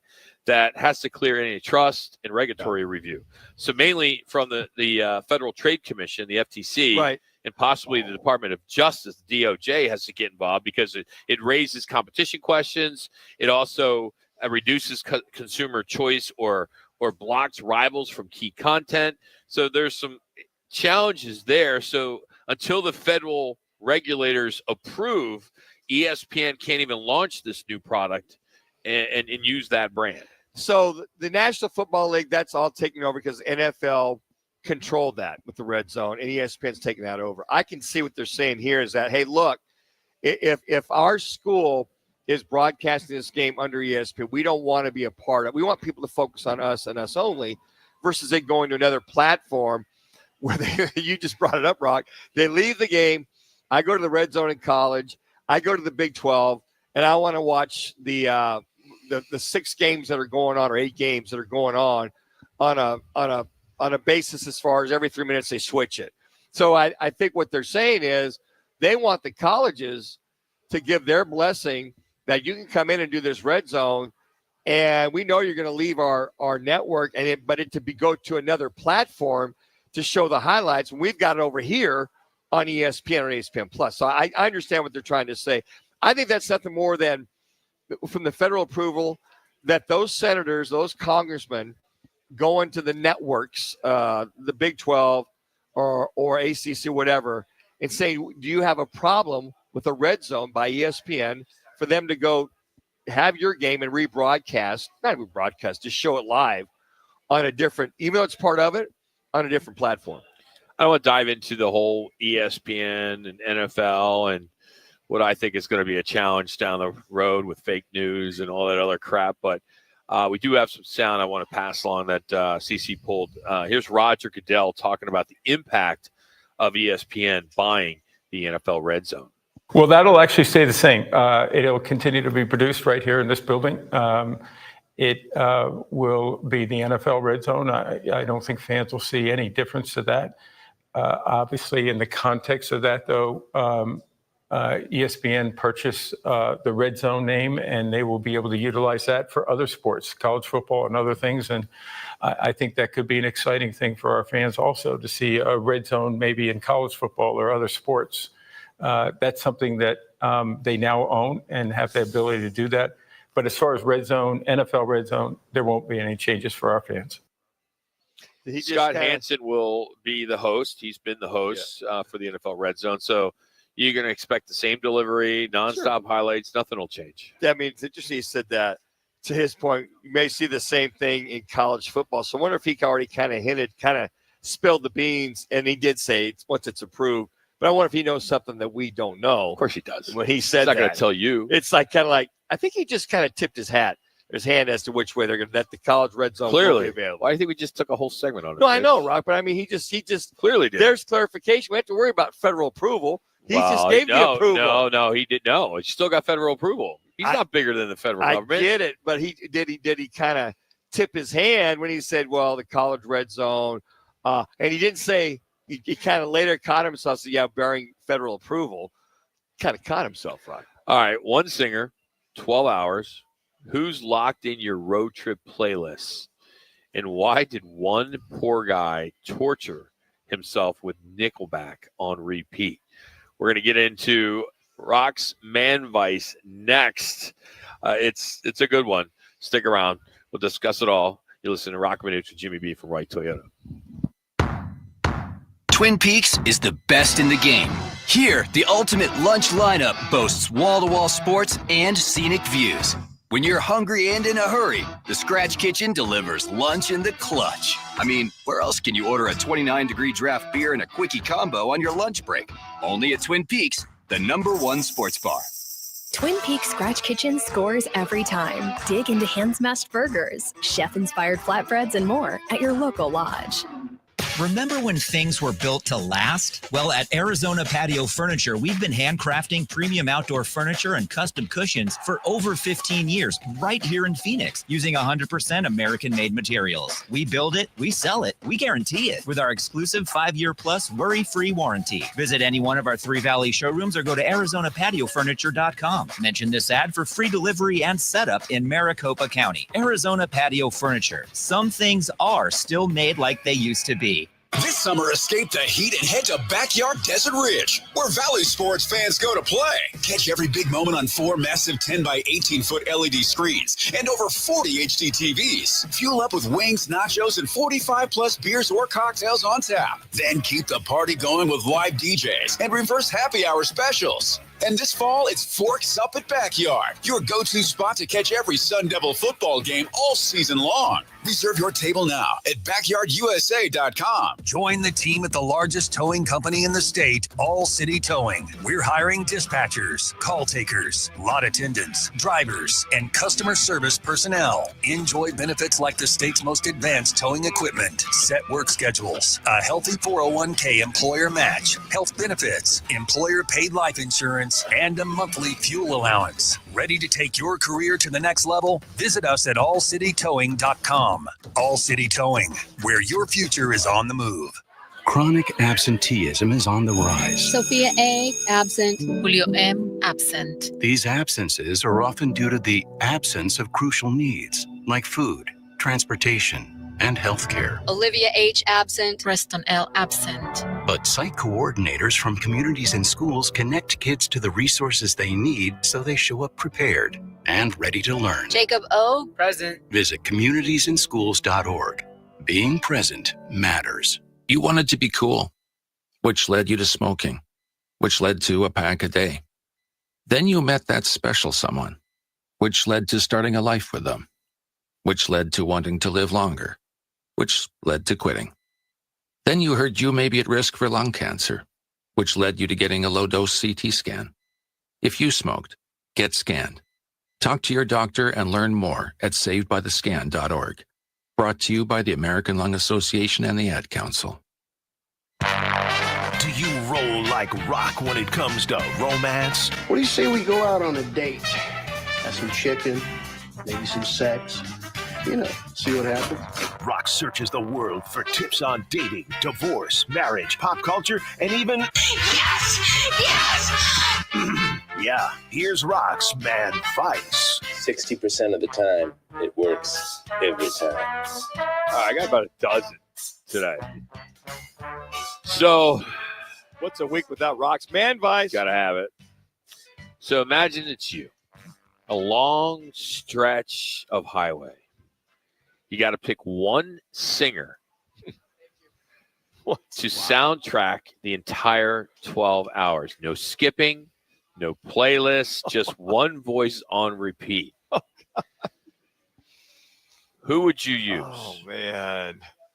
Oh, God, this is hard. See, I want to go singer. See, my singer is part of a group. So what I have is a poll what the internet picked, right? Yeah. So, I mean, I could give you those first. Okay. So David Bowie came in for variety. Paul McCartney, so you get the Beatles and the Wings. Right. So that came in there. Tom Petty for the classic, road trip vibes. And even, I don't know who the hell would have put this in there, but Weird Al. What? If you want to keep it light. Now, one guy said he drove from Vegas to San Francisco and back nearly 18 hours with only Nickelback's How You Remind Me on repeat. He probably twitches now. What is it with Nickelback? I don't know. It's like they make everybody's like, you make fun of Nickelback. Well, I mean, I'm not a fan of it. I don't mind their music. It's not like I'm going to make fun of them. The guy's voice, his voice is it's kind of got a little electronic feel to it. Now, you need to get that song, pull it, CC. How You Remind Me. I don't know what it is. Yeah. You know what? Maybe if I heard it. Remember when MySpace came out, and when you go to somebody's profile, Nickelback seemed to be that group. Everybody used that Nickelback. They're Canadian. Yeah. Mine would be if it's just pure singer over and over, because, Earth, Wind & Fire is my favorite group. Maurice White, his songs. Philip Bailey sang for so many. But if it's going to be something like that, probably be Billy Joel. That's good. Billy Joel. Really good. Over and over. Yeah, that would be a good poll question. We had to put that poll question. Yeah, I'm going with Jerry Garcia. Very good. Oh, man. Imagine 18 hours. Holy. First of all, Rock, I don't know how you didn't know this song. Second of all, I do now. Somebody who listened to this song for 18 hours straight clearly just got their heart broken. They drove all the way to Vegas for something, got their heart ripped out, and now they're driving all the way back. I had one of those from Ohio to New Jersey. Yeah, girl broke up with me in college. This Is Now or something. I don't remember. I just remember I kept playing it, and I'm like, oh, I'm just a loser. What a sad song. But and I'd have no problem with Piano Man over, and if I had to. Sound like Jerry because I'm a dead, closet deadhead. But anyway, all right. Turns out we can't even agree on how to count our travels. 14% of Americans say if your plane lands there, you've been there. Now 27% say if you at least drive through that state, it's counted. 21% insists you need to sightsee. And 2%, if you even fly over it, it counts. Please. But by the math, I should say, one LA to NYC, New York flight makes you like a 2-time Kansas visitor, right? Yeah. So you can say, I've never been to Kansas. Yeah, I have no interest in going to Kansas. There's love certain states it's like, why? You would love Manhattan. What's there to do in Kansas? You'd love Manhattan, Kansas. I mean, I like Nebraska because you got football. Sure. And good corn. Yeah. Iowa, you got good corn. Here's the thing, dude. What I understand is there's more corn in Iowa than Nebraska, isn't there? I heard that. If you Google that, somebody Google that. I think there's – you would know that, CC. You went to school in Utah. That's pretty close. Not even close. I know, I'm kidding. All right, Smoothie King. They're all over the valley. Yes. They've teamed up with Heinz Ketchup, and they are dropping a limited time ketchup smoothie. But it's not just a cup of Heinz. It's strawberry, raspberries, apple juice, some sorbet, and ketchup. Oh, okay. Now it's a little different than just a pure ketchup smoothie. I mean, I love ketchup. Don't get me wrong. But in a liquid form like that. Put on steak? No, I don't. I think it's embarrassing. No. That and A1. I know many of you like A1. I have had friends where you go out to a really nice steak dinner, like the Masters or the Ruth Chris or Morton's, and before they even try it, they put salt on it, which it already has salt and butter. Yeah. And then, can I get the A1? Or the Heinz If I'm the chef, I'm coming out there and hitting with a bat. Or Heinz 57, A1. I'm like, how do you put that on a steak? And by the way, how do you have a well-done steak? There's another way of ruining it. I mean, I could see medium rare, medium rare at the most. Otherwise, you ruin the steak. See, I can't eat it red. Are you serious? Yeah. Oh. I will tell you, though, I've always been well. Or medium well. Now I'm medium like, okay. The older I've gotten, I'm like medium plus. But yeah, people make fun of me like, you got to get it, really good steak, you got to get it raw. It's got to be not raw. Well, medium basically rare. What you're eating. Well, a lot of folks. It's like the stuff they throw to animals. We are animals. Put a little butter on it. We are animals. All right, the filthiest spot in your kitchen. We're doing Rock's Man Vice. The filthiest spot in your kitchen around the sink. What is it? It's got to be the disposal. No, that's not what I'm looking for. I'm going to say around this. I'm going to say just. It's around your whole sink. It could be there's a dishwasher, there's a refrigerator, there's whatever else you have. I'm going to say where a lot of people have that little dish rack thing there. Okay. And that sometimes you clean them, you put it there, and I think a lot of germs and bacteria form it. It's the refrigerator handle. The handle. When's the last time you cleaned the handle? Forever. I mean, I hope my housekeeper, but I don't know. Well, when they come out, they do clean everything. But I never. How do you know? How would you know? It's not like you got a video. You don't know. No. So they said that's the worst. So they tell you that you need to wipe it every time you cook, unless you want your leftovers to come with a side of bacteria. A little salmonella. Starting Tuesday, McDonald's is bringing back the McDonaldland meal. So it's a grown-up Happy Meal with a quarter pounder or nuggets, fries, of course the collectible, and a mystery berry shake, and Grimace, I guess. I don't know. It's Grimace. What would be the collectible for the adult? Just I don't even know. It's maybe what they're throwing in WNBA games. Dude, that's getting out of hand. It's like 4 times now. It's like the WNBA can't get a break. no one wants to talk about them. And then the only time you do talk about them is when you had one star who then gets hurt. Yeah. And now the only way they get in the news is because people are throwing sex toys in the games. And it's not going to stop. It's because it's going viral, and it's a shame. But I'm sorry. I would never take my kids to a WNBA game if that stuff's going on. Well, and the thing is, it came out today, the guys that work at crypto are the guys that are claiming that they're the ones that have been throwing toys I think they're just taking that on purpose. I mean, it's been multiple. It's not like it's just in Phoenix. I mean, it's happened in Atlanta, Chicago, L.A., New York. And, one of us hit the former Mercury, Sophia Cunningham. Yeah. And she's spoken out.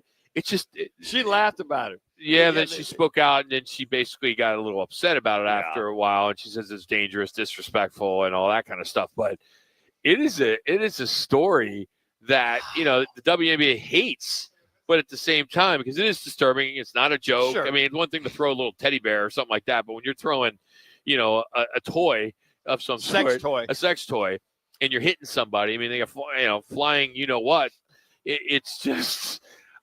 It's uncalled for, number one. Of course. It was originally a prank, right? Yeah. And then now it's either neon color, and I think it's funny, actually. I mean, it's sad too, but all right, Gen Z intern. What's Gen Z? How old? It's going to be anywhere from, 18 to 25, 18 to 28. You're Gen Z, right, Marcus? Matt, you're Gen Z, right? Let's see. Gen Z is between 97 and 2012. Okay. So 13 to 28. So, yeah, I'm Gen Z. You're the Gen Z, Mark. So a Gen Z intern skipped 3 days of work because her energy feels a little off. Oh, God. Didn't ask for permission, just informed her boss she was out, Monday included. So, yes, we're calling that a long weekend. Did you see that the Gen Z group are not into Las Vegas? That came out. Matter of fact, yesterday. Dude, I don't even know what I am at 57. I'm not into Vegas either. They said that instead of going with the clubs have been suffering as we get ready to catch up with Scott Spreitzer. They're getting really beat. They're getting hammered because the Gen Z crowd would rather go on their computer and connect via that way with direct messaging versus clubs. Let me finish up a couple quick ones real quick. The average bedtime routine starts at 10:15. Actual sleep time is 11:18. Now, parents get less sleep when school starts. You all know that. It's all starting here because you're waking up earlier and you got late night homework and all that good stuff. The 90s TV that changed the game, The Simpsons, Friends, Buffy, Seinfeld, and X-Files. And there's a new law in Louisiana. If you drive just 1 mile under the speed limit in the left lane, you can be fined. So if you're in that left lane going 64 and a 65, cops are pulling. Hallelujah! Over. Finally, get the hell out of the way. Go at least go the speed limit. I can't see you ever in the left lane. Oh, I get that left lane once in a while. You're not a for fast passing. driver. I will. Oh, that's the only way. I'm in that thing. Radar detector. It's flying. Man.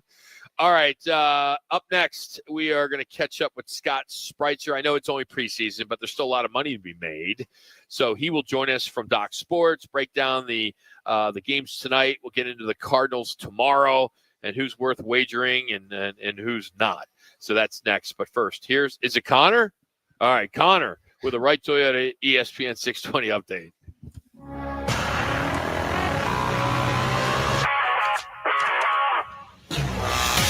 It's now time for your Roc and Manuch with Jimmy B's Right Toyota ESPN 620 update. I'm Connor Collins. The Arizona Diamondbacks open a 3-game series tonight at Chase Field against the Rockies, where Zach Gallen, with an 8-12 record and a 5.48 ERA, is on the mound opposite of Colorado's Austin Gomber, who has struggled this year with an 0-5 record and a 6.18 ERA.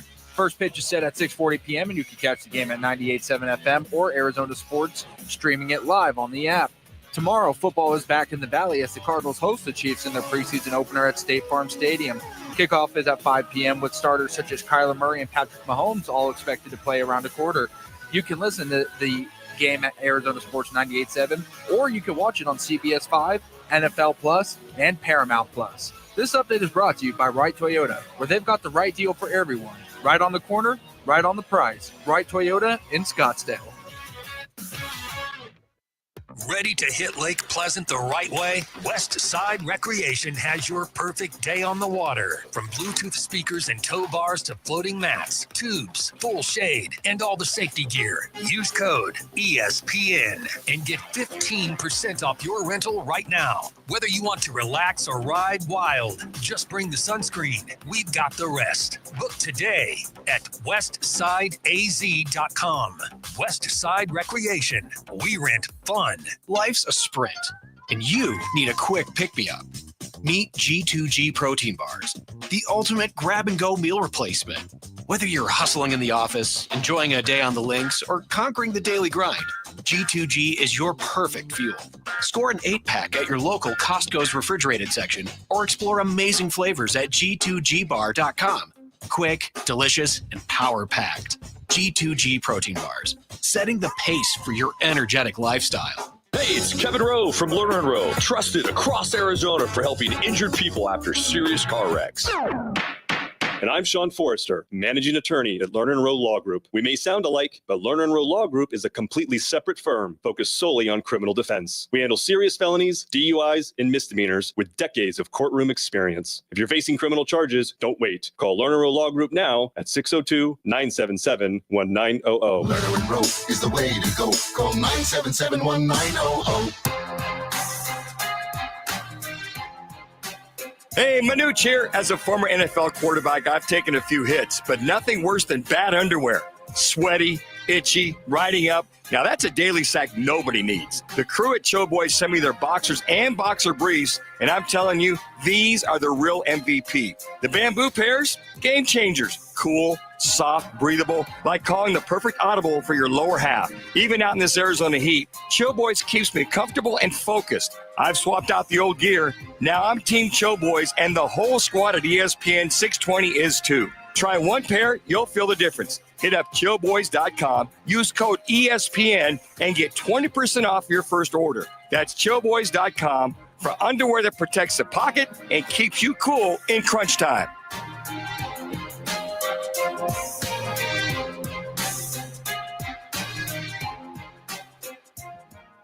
The Arizona heat is brutal, but your golf game doesn't have to suffer. Swing Shift Golf Club is your air-conditioned escape, open 24/7 with top-tier simulators and zero sunscreen required. And let's be honest, no other indoor golf spot even comes close. Swing Shift is absolutely stunning. It's modern, spotless, and designed to impress. Leagues ahead of the competition. Memberships start at just $129 a month. Cool off, tee off. Only at Swing Shift Golf in Scottsdale. Join now at theswingshift.golf. Now, sports gamblers, Scott Spreitzer, one of the leaders and most trusted names in the country. Nobody watches and studies games more than he does. From DocSports.com, here's Scott Spreitzer, exclusively on with Roc and Manuch with Jimmy B on ESPN 620. All right, maybe preseason, but there's still some money to be made. And we are going to break down some preseason games. We got 2 games tonight. Detroit and Atlanta. Of course, Detroit has already played one game this year. Browns and Panthers. A lot of people talking about that one with Shador. And then tomorrow, Cowboys at Rams and the Chiefs here in town to face the Cardinals. All right, Scott, are you pretty active when it comes to preseason wagering or in handicapping, or are you just sitting back a little bit here? I play a few games. I handicap every game, and there's a couple of nuggets that I'm going to drop on you guys today that'll show you why I get involved in preseason. The limits are lower. You don't go crazy with it, but, you talked about that Detroit-Atlanta game, for instance, and this being the second Lions preseason game and Atlanta's first. If you blindly played those teams that have had a game under their belt for the last 40 years or more, it is 72-50 against the spread, which is about 58%. Which means you're making a good deal of money if you bet that team playing their second game. So I'll give you another nugget in a bit, but that's just one of the things we look for. And the public that's betting are driving lines more than ever before because we've got, 3 dozen, close to 40 states now with legalized sports betting. And so you're getting a whole lot of public action because, hey, the NFL's back and they move these lines and they're out of whack and you play the other way and you've done quite well. And one of those other Nuggets with 3-0 last night. It's now 29-13 against the spread just since the start of last preseason. Basically, what you do is you bet against the line moves. And I'll give you an example. Let's say Team A opens -1. By kickoff, Team A is 2.5 or higher. So they've moved 1.5 points or more. You play against that team, against Team A. You're 29-13 just since the start of last preseason, 3-0 last night. And it's really being driven to another level by all this legalized sports betting around the country. And you just play against those public moves, and you're doing quite well. So are the public moves taking into consideration who's starting, the track record for a team in preseason? I mean, how is that coming together? Because my question for you, Scott, is it seems like the trend is more teams are going to their starters, at least the first preseason game, or if not second, more so than they did the last few years. Yeah, it just hasn't mattered as far as the spread is concerned, you know, and that line move of 1.5 or more and bet any other way just doesn't matter if they're starters, they're backups. And, you know, one thing we see out of the starters is, you know, like, again, there's a few games this weekend where, as you said, more head coaches seem to be starting their regulars. And the problem is they last maybe a quarter or a quarter and a half. Right. And then you've got the majority of the games, 2.5 to 3 quarters, where they're looking at guys to make the team. So you've bet on, you know, stud quarterback to be in the game and play and get several reps, and then he's out of the game by the second quarter, and you've laid a line that you shouldn't have. You know what I mean? Yes. If you get those old dress rehearsals, when we had 4 weeks of preseason, week 3 was usually the dress rehearsal, and then you would get starters going into the third, you know, well into the third quarter. We just don't usually get that anymore now that we're down to 3 games. All right, let's talk about Detroit and Atlanta. Detroit's quarterbacks were rough in game 1, 3 interceptions, just 7 points. But you look at Atlanta, and they don't have a good situation either, where Kirk Cousins and Michael Penix Jr. are not playing. Easton Stick and Emory Jones, I don't know who those guys are, but when it comes to the Lions and Falcons, I don't know what it opened up at, to your point with lines changing. But right now, Lions -3.5. Yeah, and it's actually come down a little bit. There's a couple of big books that open as 4, 4.5, but it doesn't fit, you know, that little angle that I just told you as far as the point spread move is concerned. I always thought Easton Stick was, you know, a baseball bat, a manufacturer. But exactly. You know, Very good. It's a perfect name for it, you know. But this is going to be interesting because this is, again, Detroit playing their second game against a team playing their first game. And, again, that's been a 58% winner going back many, many decades. So they've got that going for them, Detroit, but they couldn't have looked any more dysfunctional or disorganized than they did in the Hall of Fame game last week. And I expect this past week of practice, get everybody on the same page. You know, they got the new OC. They've got a new DC who was given a promotion from linebackers coach. And I think they'll, with that extra week, are going to have a chance to kind of make some noise in this game against Atlanta. I would be shocked, even though it's preseason, I would be shocked if Dan Campbell didn't lay into his troops a little bit. And by troops, I don't mean just the players. I mean the coaches after last week's embarrassment. You mentioned Atlanta, man. They don't have anything going at quarterback in this game. So with that angle of second game against first game, plus how badly Detroit looked last week, I think the Lions get the cover at 3.5. Scott, the second game, Shedeur Sanders about ready to kick it off here in about an hour and a half or so at the Panthers. Last time I looked, it was Carolina -6. Now, my other question before you answer that is, for most of these teams, maybe not Detroit and going to Atlanta, will the majority of them be home favorites because they are at home in these preseason games? I cut out on a part of that. Could you ask that question again? I'm sorry. Yeah, the very part of that, the last part of that question is, do a lot of these guys get favored or favorable treatment because these are home preseason games when they develop the line?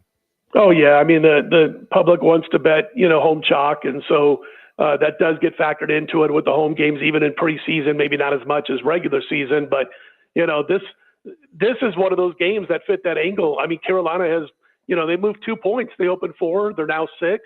It got up to 6.5. There was 1-7 out there, but now it's coming back the other way. They're starting to bet on Cleveland, which is what I like in this game is Cleveland.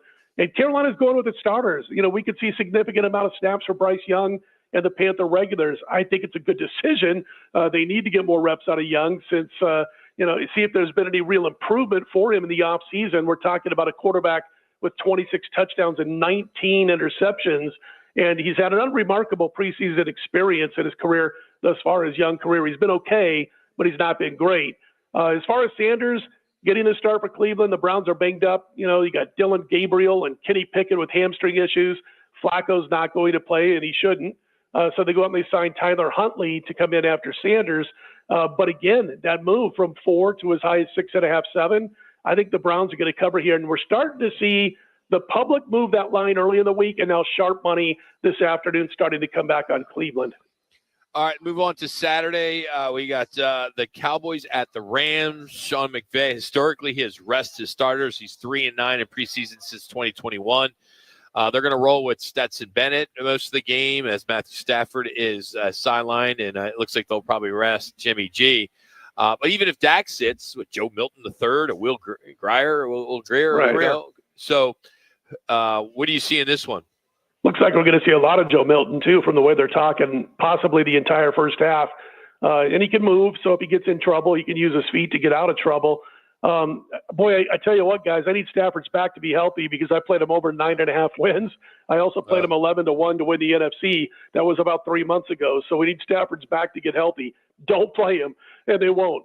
He's supposed to come back next week. But as far as the Rams are concerned, it looks as though Garoppolo is going to sit this one out. We know Stafford's out. And again, it's a situation where it's going to be Stetson Bennett, as you mentioned, getting plenty of action. The Dallas defense was so bad last year as far as allowing points to be scored. And while it's going to be a lot of reserves in this one, I think the Rams will do their share of scoring. I think the over, guys, is the way to go in this one at 33.5. So before I move on to the last game, the Cardinals and Chiefs, with Micah Parsons' situation, looking at McLaurin with the Commanders, let's just say those guys, there's nothing resolved until the opening day kickoff, the real regular season, Scott. How is that looked upon before handicapping both those games if either one of them have re-signed or extended prior to the opening game? Yeah, I think that bettors have already kind of reacted to that potential of not, re-signing. But I would think if they get Parsons back and he can go out of the blocks in the regular season, then you'll see a little bit of an adjustment on that Dallas Cowboy line. It won't be huge, but it strengthens the unit. So we've talked about that in the past about like an individual defender isn't going to make a lot of noise as far as the betting line is concerned. But it becomes such a stronger unit that I think there will be a bit of an adjustment on Dallas when it comes to, in their favor when it comes to the line moves or any kind of season-long future bets with, how many games they're going to win. I mean, I played them under 7.5. So that shows you my thoughts on Dallas this season.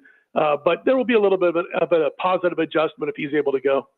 Well, what about McLaurin, a home run hitter for the Commanders? If he's hanging out, I mean, how much will that affect them? They're one of their go-to guys. That means a lot to me, guys. I mean, it sounds like you guys think it does too. I'm not trying to put words in your mouth, but that's kind of the way it sounds. I mean, you've got a great young quarterback who I think is going to be the real deal, but you need him back out there. So if he does, once he signs and is on the field, I do think that's going to make more of an adjustment towards Washington in a positive manner than Parsons with Dallas because of the offensive implications over a defensive guy. I do believe that'll make a bit of a difference, and you'll see a more positive response to Washington as soon as he signs. All right, last one. Chiefs, the Cardinals here tomorrow night. KC -3. Both teams looking to start at least for a couple series all their starters, maybe except for James Conner, running back for the Cardinals. Yeah, I mean, yesterday or the day before, Casey announces Mahomes of the starters going to play the first quarter, and the bets came in on the Chiefs. And I guess the betting public ignored the fact that Arizona's kind of changing their preseason look this year, and they're going to go, as you mentioned, with their starters to kick things off. So you got Kyler Murray and company. They're going to be on the field out of the blocks, and Jonathan Gannon hasn't stated how long they'll play. At least I haven't seen yet that he said that. But the number moved from KC -1 to KC -3 as though, the starters for Arizona don't matter. It's all about Mahomes in that first quarter. This fits, if you play Arizona, fits that angle. That's 3-0 last night, 29-13, where you go against that public line move. And I think that's the way to go here. And then, of course, you do have a couple of nice quarterback rotations, by the way, for both teams. I mean, Minshew and Zappi, not bad, as far as your depth chart is concerned for KC. But I think Arizona's the play here, guys, and they might be down, 10-3, 7-0 at the end of the first quarter. But once Mahomes is out of there, it's a different situation. And I'd like Arizona to at least cover the spread, if not win outright. Have a great weekend, Scott. Thanks so much, buddy. Appreciate it. Take care, guys. Good luck. Scott Spreitzer, DocSports.com. You can follow him on X and Twitter at Scott Wins. Got some NFL football to get into. Ravens rookie yesterday and what he did. The latest on Anthony Richardson Sr. and the ESPN. They're reshaping their Monday Night Football lineup. Plus news on what we are doing for Monday Night Football. That's all next right here from Wright Toyota. It's Roc and Manuch today. Rock for WrightToyota.com. At Wright Toyota, they'd like you to get to know them. Their goal is to make buying your next vehicle the kind of experience that earns your recommendation to family and friends. They invite you to use all of their innovative web tools on WrightToyota.com. So if you're looking for a new or pre-owned Toyota, head to their interactive website at WrightToyota.com. The right price, the right selection, all at WrightToyota.com.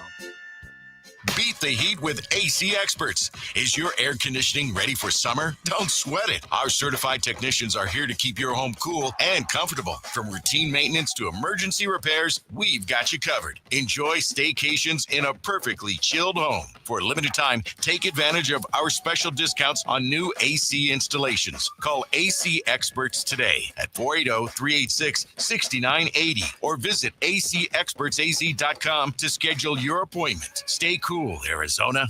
Attention golf lovers and putting enthusiasts. Are you ready to elevate your game? At Putting World, we've got cutting-edge technology that'll have you sinking putts like a pro. With high-tech simulators and expert coaches, you'll be on your way to mastering that tricky six-footer in no time. Check us out at puttingworld.com.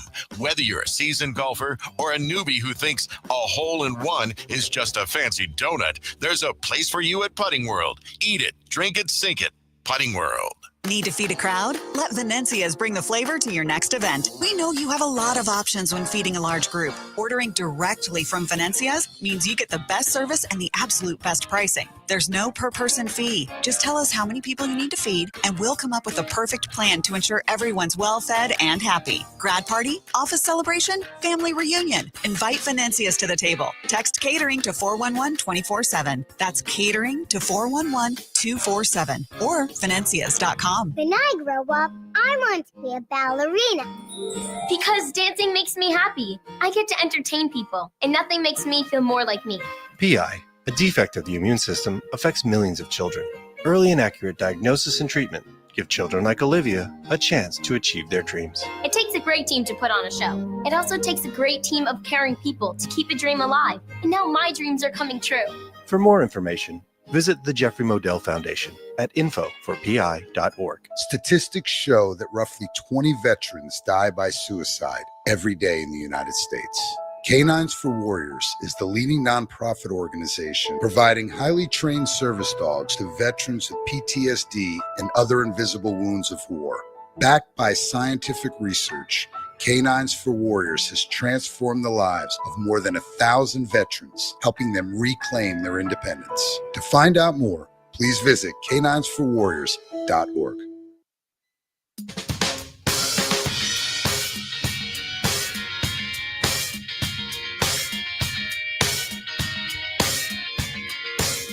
It's Friday, and the guys are live from Wright Toyota. Right on the corner, right on the price. Wright Toyota, located at 77th Street and Frank Lloyd Wright Boulevard in Scottsdale. Now back to the guys on ESPN 620. Lester had a 17-yard return on his first try. Fields this one cleanly.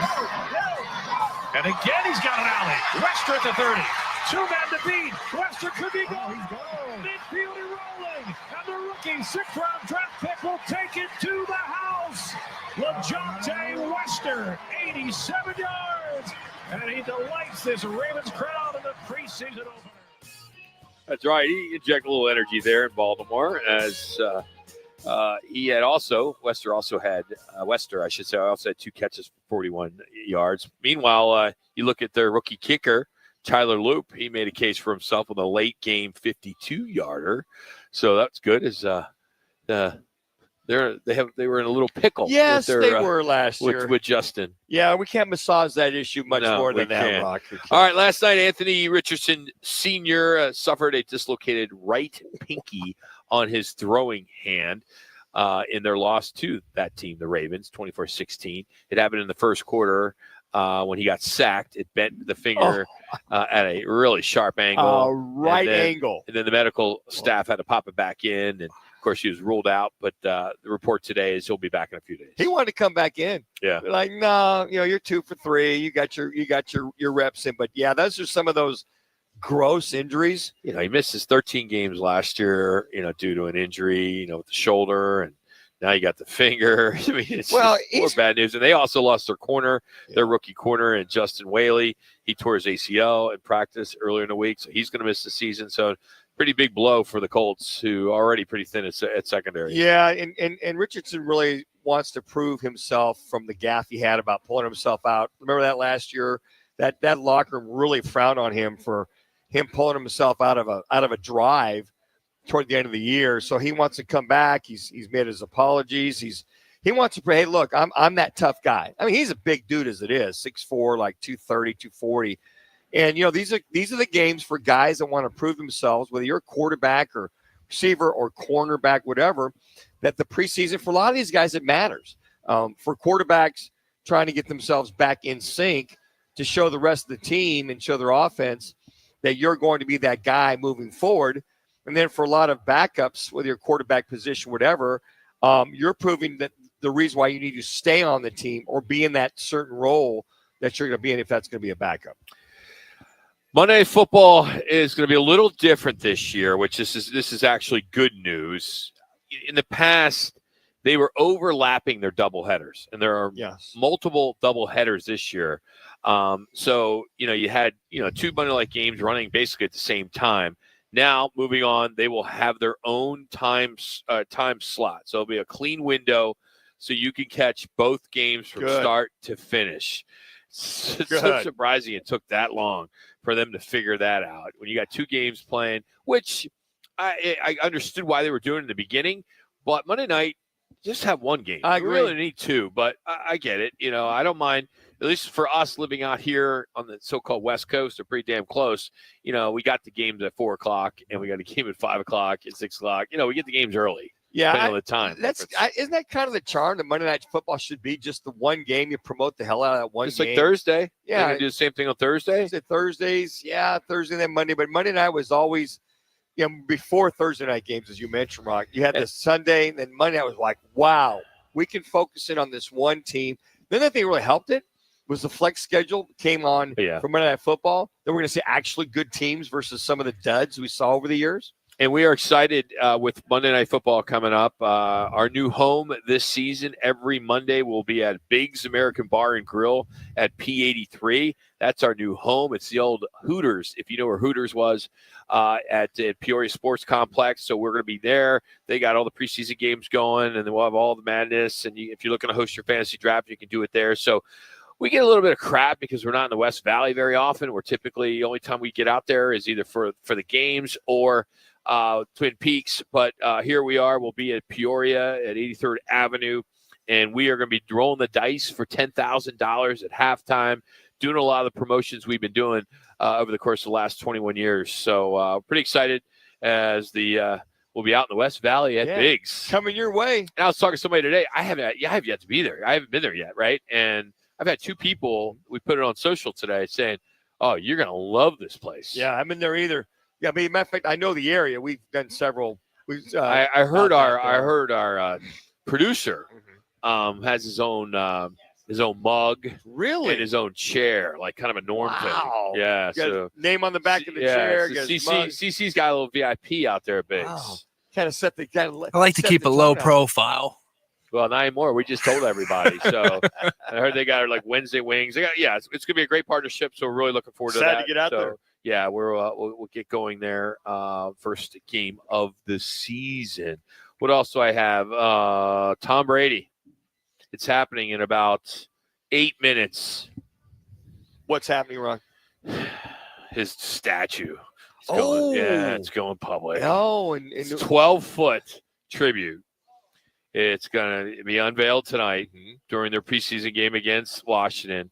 I mean, it's sad they do it during a preseason game. They can't even give him the benefit because, well, there's a reason for it. I'm mocking fun at it because he now works for Fox. Yeah, you got to broadcast. So he's got to broadcast, yes. Yeah. But they could have picked up a Fox game You know, I mean, I know AFC, so they're not going to get. There aren't a lot of Fox games on AFC. Yeah. Fox, not a lot of AFC games on Fox, I should say. But come on, give him the benefit of the doubt. But I guess this massive black box statue arrived at Gillette Stadium yesterday, and this ceremony is set to start in about 7 minutes. I can't wait to get to the television to watch this. Congratulations to one Tom Brady. Add the addition to the stadium. You wonder, when's Belichick's statue going to go up? Once he's done coaching? It's got to be Brady, Belichick. Belichick's got to join me. Should they go hand in hand? Well, yeah, absolutely. They should. They should both do it. Well, they should. You got Brady, and then when Belichick's maybe he's done coaching completely, they've got to put a statue of Bill Belichick. They have to in front of that Gillette Stadium. I still have a problem with Brady doing games and being an owner of the Raiders. I thought he did a good job of keeping that at bay. You listen. But how do you do your job without having an opportunity to talk to the two head coaches? Now, that's odd. Yeah, but you always hear the play-by-play guy and the color analyst get an opportunity to sit down with the coaches, players before the game, get that inside scoop, which makes their job a little bit easier. Right. And he doesn't get to do that because he's an owner of the Raiders. Yeah, and it's interesting because not that he's going to give them any insight and him insight. Just let's talk about the game. I think it's ridiculous that they put those clamps on him because I think that's part of him breaking things down with them. What do you see? How do you see? Great. Yeah, I mean, he did a great job. He did outstanding. He got better. Imagine if he even had more an hour of some time with the coaches. I think it's so anal for the NFL to say, well, they might give him some insight that he'll pass on to the Raiders. Why would he do that? Number one, I would do it in a heartbeat. Why would you? Well, you're an owner of an NFL franchise that hasn't won a Super Bowl in a long time. All right, so. You might think that. Oh, come on, Manuch. But if you were the part owner of the Raiders and you had some inside scoop to help them win against a team that they're playing in a couple weeks because he just called the game. During the regular season, now what moves are you going to make? Maybe except for some at the trade deadline that you could It's not necessarily moves, it's schemes. It's who knows what he's getting from the coaches. I see that. I mean, I get all that, I understand it, but at least, I don't know, maybe you put an NFL rep in the room with him to monitor whether we can like a lawyer where don't talk to my client. Don't answer that. Yeah, I mean he's not going to give you any leading questions. I still think it's ridiculous. Hey, our random sports fact of the day: 1961, Yankee slugger Mickey Mantle. He hit a home run that measured 643 feet in Tiger Stadium in Detroit. One of the longest ever recorded in Major League Baseball.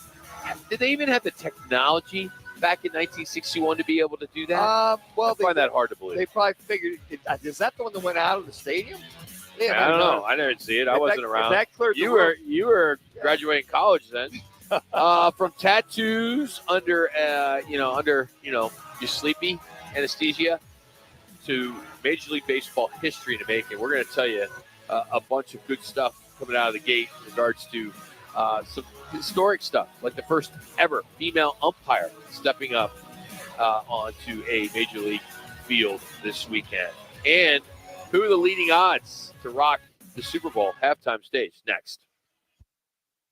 Hi, I'm James Frabasilio, president of Presidential Pools. Phoenix Children's Hospital holds a very special place in my heart. They truly help my own kids, and we feel compelled to give back. That's why now through August 22nd, when you choose Presidential Pools for your new backyard, you'll directly support PCH. We're donating a portion of every pool sold to their incredible mission. If a new pool or backyard upgrade is on your mind, there's no better time to build your dream and be a part of the solution for Arizona's children. Learn more and make an impact at presidentialpools.com. Hi, folks. Jody Jackson here. My friends at Y-Refi are humbled to be this year's co-presenting sponsor of the Phoenix Children's Hospital Give-a-thon. And at Y-Refi, they understand college didn't turn out how a lot of us hoped. The degree? Check. But the debt and detours, not what anyone planned. That's why Y-Refi helps struggling borrowers refinance private student loans with a plan that actually works. Visit YRefi.com today. That's YREFY.com. Y-Refi is not available in all states. Cardinals fans, football is back and Kilt Lifter from Four Peaks has your game days covered. Celebrate kickoff the right way by entering the Kilt Lifter Kickoff Sweepstakes for your chance to win 2025 Arizona Cardinals season tickets and take your fandom to the next level. Grab your crew and head down to Four Peaks 8th Street Pub in Tempe. Look for the QR code and get entered to win. Four Peaks Pub is the home of Kilt Lifter, Arizona's favorite award-winning Scottish-style amber ale. Bold, smooth, and brewed for Sundays. Now open in North Scottsdale, it's the Orangedale Lounge. ODs, right off Thompson Peak and Bell, next to Bash's. Your new favorite dive bar has arrived. Cold drafts, chill vibes, always affordable prices, and the OD Mug Club, a one-of-a-kind membership you won't find anywhere else. No frills, just great people, ice-cold drinks, and a bar that feels like it's always been there. Follow at OD Scottsdale and get the scoop at orangedalelounge.com. Orangedale Lounge. Dive in and drink up. When hot is not an option, Stay Cool delivers. From patios to warehouses, shops to summer events, Stay Cool's Slim Cool Elite and Cool Cube mobile air coolers bring more air for less money. Rust-free, USA built, backed by over 40 years of cooling expertise. Available now at Home Depot, Lowe's, Ace Hardware, Tractor Supply, and Northern Tool. For more information, go to staycool-products.com. Stay Cool Products. Form, function, value. Get yours today and beat the heat. KTAR AM Phoenix, Arizona's home for the worldwide leader in sports.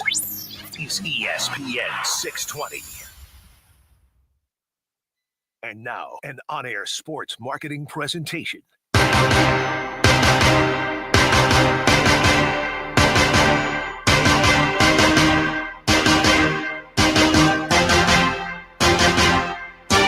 It's Roc and Manuch with Jimmy B. Now on ESPN 620, 98.7 FM HD-2, and streaming live at arizonasports.com. The guys are powered by the law offices of Lerner and Rowe. In a wreck and need a check? Make one call, that's all. 602-977-1900. And now on your ESPN station in Phoenix, ESPN 620, Roc and Manuch with Jimmy B.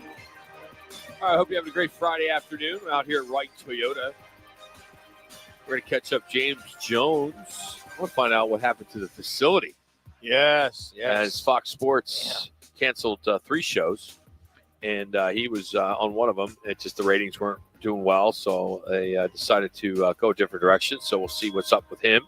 Also get his take on what he's doing here locally in the Valley and get his thoughts on the rest of the National Football League, and a preseason Manuch's Clipboard Report. Absolutely. A preseason preview of the Cardinals and Chiefs. Yeah, let's get it on. So, yeah, it's just Rock. My least favorite segment in all of radio. You can sit out. I'll just take that. Well, it's just if after 21 years we've been doing this, I just wish you could have a criteria to your Clipboard Report. And if you can eventually come up with a criteria, then I would be all on board, and I would support it. I would try to sell it.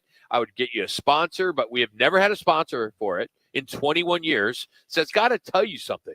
21 years, we can't find a sponsor for your segment. I'm working on it. Take a little time. You haven't done crap. I'm working You haven't even once pitched it to anyone because you know it's not a good segment because you don't have a criteria. Matter of fact, the ones that I talked to say if there's a segment they listen to, it is. But it's just nice try. Nice try. This weekend, Major League Baseball will finally break a barrier. Shoot, that was bad. Is it Powell? Jen Powell? Jen Powell. She'll become the league's first female umpire. She'll make her debut tomorrow. Marlins, Braves. It's a doubleheader. She'll be working the bases, and then she'll be behind the plate on Sunday. She's been grinding it out in the minors since 2016. She did 2023 AAA championship game. She's been doing spring training for the last 2 years, and the commissioner, Rob Manfield, has called it a historic accomplishment, and she's earned the shot. I mean, it's a big moment. You know, baseball's a little late to the party, though. Yes, they are. NBA had its first female back in 97, NFL 2012. Even the Premier League is 2023. Still waiting on the NHL, but you got that going for you right now. So, you know, we're not sure how long we're going to even need umpires because we're going down that road where the robo-ump and that technology is coming. We saw it during the All-Star game, the automated ball strike system. So they haven't said when this technology will be added to the regular season, but it's coming. You know, it's interesting because if you're on Facebook, you see a lot of the reels that are on there, TikTok. They are showing so many more of the missed called strikes by the umpires more and more and more because of what you just said, Rock, the box, the zone there for the All-Star game. And there have been so many blatantly bad calls. And the moral of the story is a lot of people are kind of hinting that it's needed. Because when you look at several umpires and some of the bad calls they've had on a consistent basis, and I guess they get 85, 90% of them right. But there have been some very egregious plate umpiring over this last season that are being put on TikTok and put on Facebook, and I'm sure Twitter too, more and more. And you're like, oh my gosh. I mean, I can see a lot of them are borderline that if they're close, hey, you just have to adjust the umpire's plate. His plate might be a little more outside, it might be a little more inside, might be higher, might be lower. Just adjust to it. And I think a lot of major leaguers say, okay, that's fine, Manuch, but as long as that guy or now gal is consistent with the zone. If their zone's wider, okay, we'll go with it. But if they're erratic and all these strikes are way out or way low, then something's got to be said. But I would hate to eventually see the I call it robo plate umpire taking control of Major League Baseball games. And then you wouldn't have these great arguments anymore, Rock. These guys coming out of the dugouts, umpires ejecting a player after one comment. It makes it fun. No, I think it does. There's a financial exchange called Kalshi, and it lists Jay-Z as the favorite to headline next year's Super Bowl halftime show with 28% odds. And since he helps pick the act, he could give himself the job because it's his company. The rest of the five are Post Malone, Miley Cyrus, Bad Bunny, you saw it, Happy Gilmore, and Metallica. Now, some others in the mix: Morgan Wallen, Sabrina Carpenter, Taylor Swift, Drake, Foo Fighters. So those are all out there for the halftime show. So if the Chiefs make the Super Bowl again and Taylor Swift is the Super Bowl act, how appropriate would that be, Rock, to have that? I mean, the other acts there, I finally realized who Bad Bunny was. I saw him on a show somewhere. Is it Happy Gilmore too? Yeah, I did. By the way, I haven't seen him. It wasn't that good. I haven't seen it yet. I was disappointed. I fell asleep. I turned and I went back and tried to watch it again because there's 74 cameos or something, and I wanted to see some of what was funny, and it just got so corny at the end. Yeah, came out, it was pretty good, right? The beginning was okay, and then it just maybe I'm just that old guy, hey, get off my lawn, and I just was like, damn, it was just bad. Well, I'm a guy that whether the review's good or bad, I like to watch. But Me too. I'll still watch it because everybody has a different taste. Right, but this thing got panned by a lot of critics. And I'm like, okay, well, eventually I'll get to it. We'll get a night where we'll go, okay, hey, honey, there's nothing else on. Let's watch Happy Gilmore 2. Yeah. There's nothing else on, so I guess we'll check it out. There's always something on. People always say that. There's nothing else on. No, but we can find There's something. always something. By the way, too many streaming services. I picked Billy Joel as my top singer. The Billy Joel documentary, the 2-part, is phenomenal. What's it on? I believe it's on HBO Max. It's on, but it's very, very good. The life in times of Billy Joel, but just the trials and tribulations, being married, I think it's his 5th marriage now or something like that, being married to Christy Brinkley. So the reviews for that were very good. So my point is, when you see some of these movie reviews, I still want to watch them, but I'd heard that it started to drag eventually. So sedation-assisted tattoos are now taking off with pro athletes and celebrities.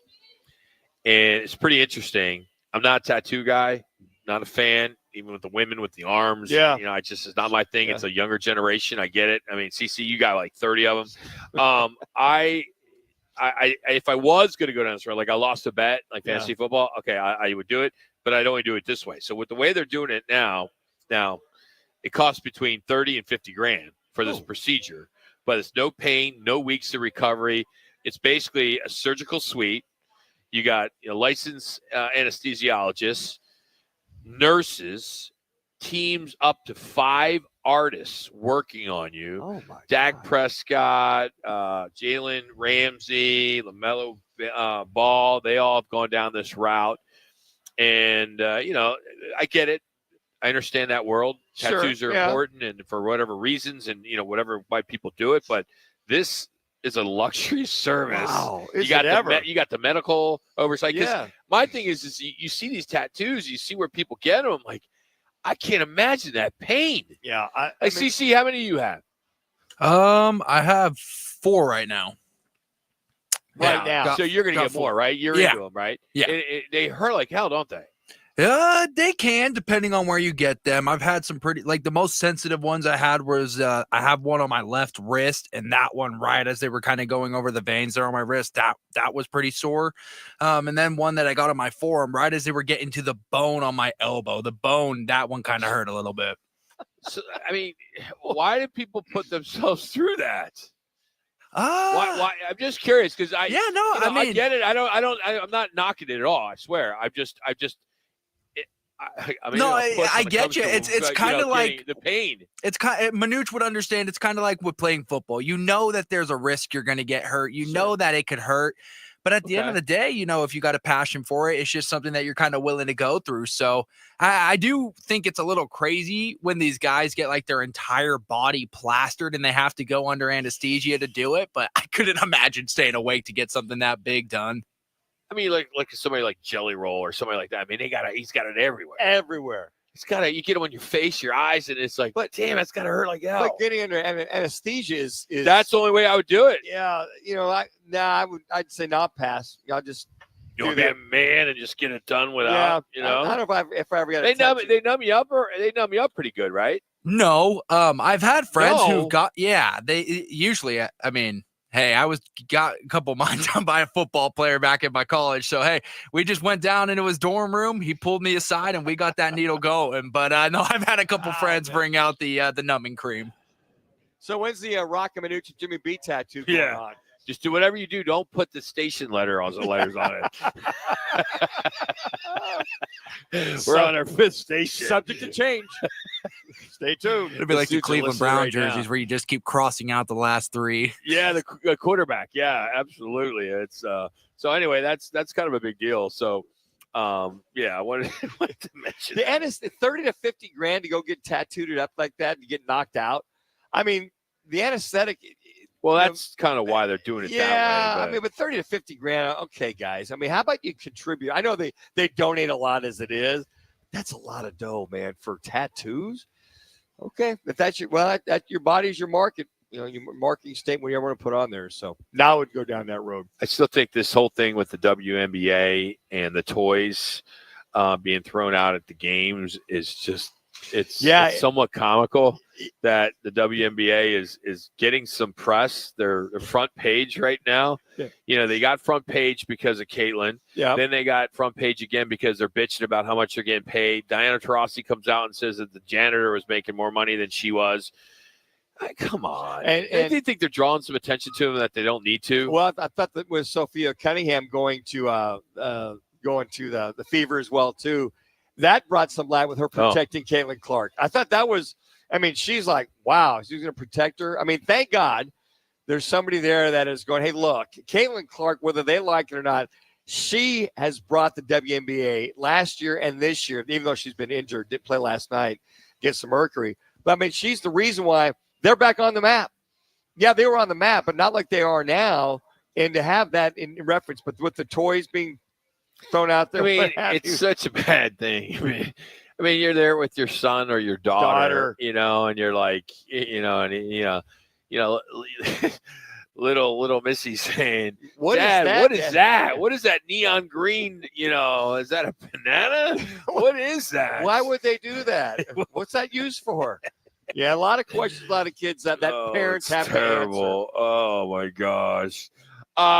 James Jones, the former Raider and Packer, is scheduled to join us in just a few minutes after Connor gives you the latest Wright Toyota ESPN 620 update.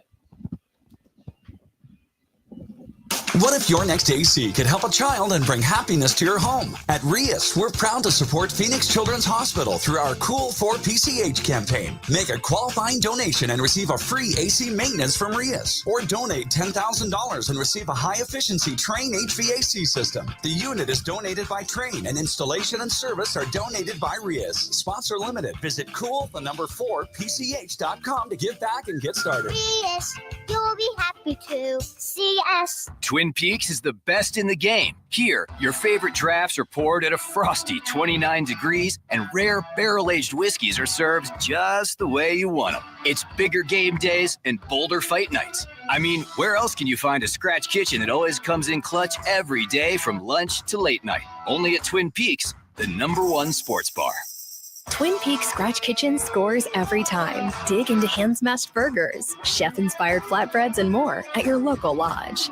I was in a wreck. I need a check. Turner and Rose is the way to go. I was in a wreck. I need a check. Turner and Rose is the way to go. I was in a wreck. I need a check.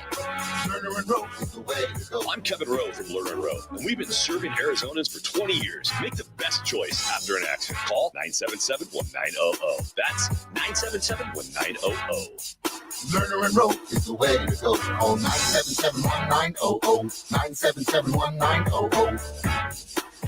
When hot is not an option, Stay Cool delivers. From patios to warehouses, shops to summer events, Stay Cool's Slim Cool Elite and Cool Cube mobile air coolers bring more air for less money. Rust-free, USA built, backed by over 40 years of cooling expertise. Available now at Home Depot, Lowe's, Ace Hardware, Tractor Supply, and Northern Tool. For more information, go to staycool-products.com. Stay Cool Products. Form, function, value. Get yours today and beat the heat. Beat the heat with AC Experts. Is your air conditioning ready for summer? Don't sweat it. Our certified technicians are here to keep your home cool and comfortable. From routine maintenance to emergency repairs, we've got you covered. Enjoy staycations in a perfectly chilled home. For a limited time, take advantage of our special discounts on new AC installations. Call AC Experts today at 480-386-6980 or visit acexpertsaz.com to schedule your appointment. Stay cool, Arizona. Arizona's headquarters for Toyotas is Wright Toyota. Hey, Rock, for my friends at Wright Toyota in Scottsdale. You will always find the right deal at Wright Toyota. Wright Toyota has been driving Arizona's home for years with their amazing service, pricing, and great selections. I encourage you to discover the difference at Wright Toyota. Make the right choice, Wright Toyota, just off the 101 on Frank Lloyd Wright Boulevard, and always online at wrighttoyota.com. The right price, the right selection. Check out wrighttoyota.com. Opioid misuse and overdose deaths are serious health issues across the U.S. Anyone at a workplace, including workers, clients, customers, and visitors, can be at risk of an overdose if they use opioids. Are you prepared? Consider making non-prescription naloxone nasal spray a part of your workplace first aid kit. Naloxone reverses an opioid overdose and saves lives. Maintain workplace safety, offer training, and always call 911 for a suspected overdose. Visit naloxoneaz.com. Time for Manuch to do what he does best. Hold the clipboard. As Manucci takes, slides, hit, keeps the ball 15, 20, 25, 30, 35, 40, 45, 50, 45, 40, 35, 30, 25, 20, 15, and he's hauled down from behind at the 10-yard line. Manucci was wondering would he run out of gas or run out of field, and he did a little of both. Manuch dives into last weekend's quarterback play across the NFL. It's Manuch's Clipboard Report, exclusively on Roc and Manuch with Jimmy B on ESPN 620.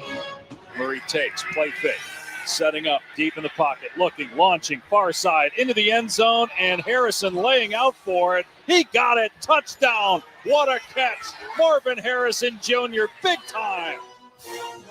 That was against Miami last year, and we're hoping for big things from Marvin Harrison Jr. in year 2. This is a segment we typically do during the regular season, but Manuch just couldn't stop bugging the hell out of me. Can we start it early?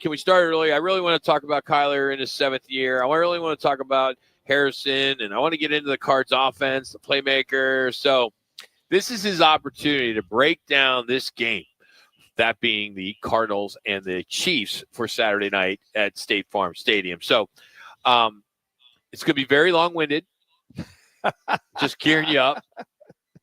Because he writes it all out like it's a book, even though we put them on a word count and it doesn't matter. I have these bullet points that he wants me to ask him. So first question, let's just go through the list, Manuch. Less is more. So what do you expect from Kyler this year? Year one. I think year 7. There's 7. It's going to feel like year one, to be honest with you. You know what? One of the things that Kyler played every game last year, threw for dang near 4,000 yards. 21 touchdown passes. All right, Dan Marino. Kind of middle of the road. I think out of Kyler, I want to see more consistency. This team won 8 games. I think the next step for Kyler Murray, first and foremost, is to lead this team to the playoffs, to the wild card, whether it be the wild card or you win the division, whatever that might be. That's got to be number one, first and foremost. And I think that is in his thought process. I think number two is you got to see more touchdown passes.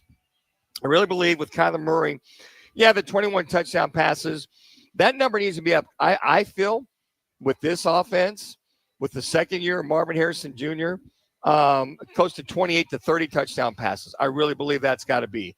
Interceptions last year, 11. Okay, got to cut back on those as well too.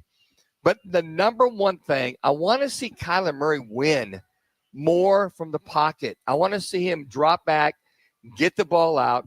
I want to see him drop back, move up into the pocket, find receivers down the field. I don't want to see a helter-skelter Kyler Murray all over the place running for his life. I want to see if he does move and he moves out of the pocket or he scrambles right or left. I want to see him look for a receiver first, throw the ball down the field, which he has been working on at training camp. I've watched a lot of tape that they have been a lot of highlights. So I want to see that aspect of his game. He's got the legs. He's got the mobility. Is to look to throw the ball first before he takes off. And when you listen to the story of Steve Young, Randall Cunningham, Michael Vick, all those quarterbacks who were just outstanding runners, once they finally decided to learn to get rid of the ball and run second, then they started to win, go to the playoffs, have better winning record, be more efficient, and see bigger plays, as I call them, more chunk plays down the field than we have in his first, I'll say 6 years going into his 7th year. All right, since he returned from his ACL, which was week 10 of the 2023 season, right, he has scrambled 56 times for over 500 yards. Mm-hmm. That's an average of 9.2 per scramble. That's outstanding. Didn't we go – hasn't this been like a roller coaster ride with him where, we don't want him to run because he's going to get hurt. And then it got to the point where we need him to run because nobody can stop him. And you know what? And that's fine to go make a play. There's nothing wrong with that. But if you look at that – well, he had – just so you know, he has had 55 designed runs for 55 for only 315 yards. That's average less than 6. Yeah, but he scored 7 times. Yeah, and I think that's part of the game that Drew Petzing as the offensive coordinator wants to incorporate for Kyler Murray. My whole thought process is, matter of fact, those scrambles he had, those 56, 58, whatever it was, when he moved up in the pocket and looked to run, you look down the field, okay, you think, 9 yards, that's not bad. Well, if he'd looked up the field, he could have thrown a couple guys down the field off his scramble moves. That could have been bigger plays, could have been 25 touchdowns. They showed us several times when he was scrambling, there were guys wide open. When he would move, he'd have guys 15 yards, 20 yards, where he could have turned that 9-yard average. Let's give him that. It's big. It's big, but he could have gotten bigger, more yardage by throwing the ball, getting rid of it versus taking off. Now, when things break down, obviously, you got to make a play.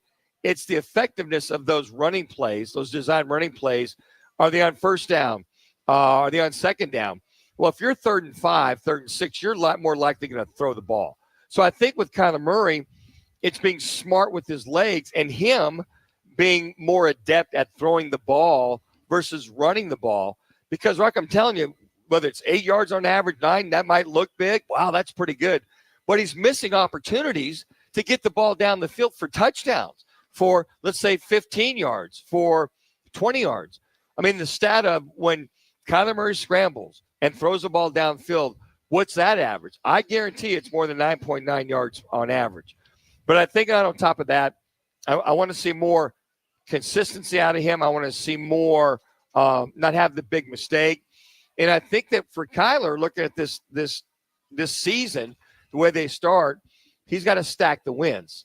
And that the losses they have aren't quite as, I'll say this, microscopic as to the mistakes he would make. So I think in his 7th year, Marvin Harrison Jr., Trey McBride, Michael Wilson, James Conner, as far as the passing game is concerned, and even Dortch, have got to be more productivity down the field. I mean, 3,800, dang near 4,000 yards. I know it's 66% completions, but only have 21 touchdowns. They missed the boat on Trey McBride inside the 20. I think the only touchdown he had was picking up a fumble and running it in. So I just want to see more effectiveness out of Kyler. And I think that Drew Petzing's got to take more shots down the field. Those are some of the things I look at starting tomorrow night. We probably won't see quite the stretches down the field. But when they start that first game against New Orleans, you're going to have to be more consistent getting this ball down the field. I want to see Marvin Harrison Jr., hit a dinger once in a while, have a long touchdown catch, have a 25, 30-yard catch. I want to see his yards per catch around 18 to 20 versus his 8 to 12 to 13 yards. That's left for your Michael Wilsons. That's left for your Greg Dortches. And then Trey McBride, left for him. They've got to unleash Marv Harrison Jr., and those two have got to connect for bigger plays. So refreshing that we're going into the season and we are not talking about an independent study clause on that extension he got for $230 million just a couple of years ago.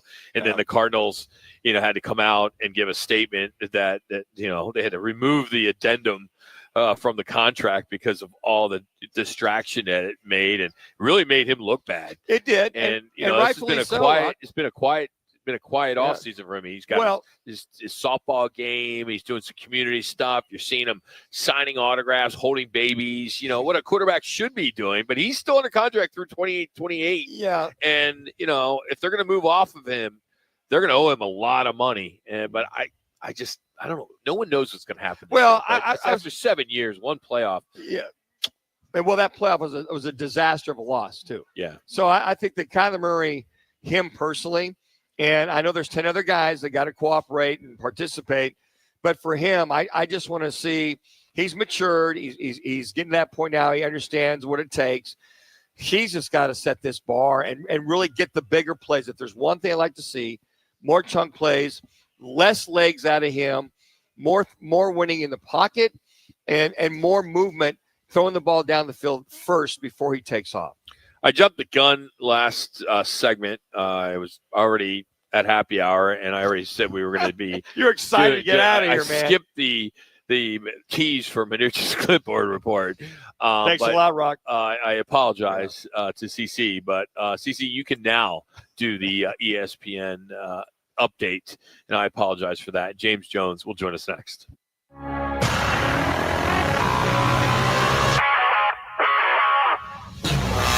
Oh, good, Rock. It's now time for your Roc and Manuch with Jimmy B's Right Toyota ESPN 620 update. I'm Connor Collins. The Diamondbacks opened a 3-game series tonight at Chase Field against the Rockies, where Zach Gallen's set to take the mound with an 8-12 record and a 5.48 ERA.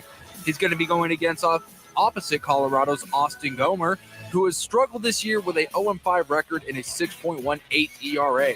First pitch is at 6:40 p.m., and you can catch the game on 98.7 FM Arizona Sports or stream it live on the Arizona Sports app. Tomorrow, football is back in the Valley as the Cardinals host the Chiefs in the preseason opener at State Farm Stadium. Kickoff is at 5 p.m. with starters such as Kyler Murray, Patrick Mahomes, and others expected to play around the quarter. You can listen on Arizona Sports 98.7 FM or watch at CBS 5, NFL Plus, or Paramount Plus. This update is brought to you by Right Toyota, where they got the right deal for everyone. Right on the corner, right on the price, Right Toyota.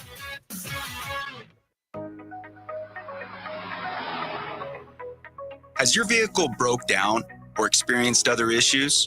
If you've had repairs under warranty, your vehicle may qualify as a lemon under the Arizona Lemon Law. Hi, this is Henry with Hammer Law, Arizona's lemon law firm. We're here to help. Whether your vehicle has had multiple issues or it's just been in the shop forever, you have rights as a consumer. But these big companies don't care about the law, and they certainly don't care about you. They want you to just go away and deal with it. But the good news is you're not on your own. The law is on your side, and so am I. Arizona law allows you the right to hire an attorney for free and fight back. The law is there to protect you, but it only works if you take advantage of it. Don't get pushed around. Enforce your rights under the Arizona Lemon Law. Call Henry and drop the hammer. Call 480-480-1014 or check us out at hammerlemonlaw.com. That's hammerlemonlaw.com. Summer is just around the corner. Is your roof ready for the monsoon season? Well, now's the perfect time to call State 48 Roofing for a free roof inspection. Don't wait until you're dealing with a leaky roof in the scorching heat. Protect your home today. Visit state48roofing.com or call 480-268-4509. Keep your roof sexy with State 48 Roofing, the #1 referred roofer in Arizona, proudly serving the Arizona residential and commercial markets for over a decade. When even my easy run became impossible, my buddies told me to go to VA. I don't know exactly what I was exposed to while I was serving, but I know that because of the PACT Act, I qualify for VA healthcare and disability benefits. I get treatment from top doctors trained in military exposures, and I get monthly tax-free disability compensation. With VA healthcare and benefits, I can keep going. Get what you earn. Visit choose.va.gov. Not all veterans are eligible for the type or amount of benefits mentioned here. Wrinkles, gray hair, and hearing loss are common signs of getting older. But being short of breath, having tightness in your chest, coughing, and wheezing are not. If you are experiencing these symptoms, you may be one of the millions of people who are living with a condition called COPD but don't know it. Early diagnosis and treatment can add years of better breathing to your life. For more information, talk to your doctor and visit copdfoundation.org today. I'm a pretty great multitasker. I can wash dishes and do laundry. I can roller skate while walking my dog. I can even order lunch while doing my homework. But I can't use my phone while driving. A distracted driver is one of the leading causes of death in the United States. So when it comes to driving, please, don't be a multitasker.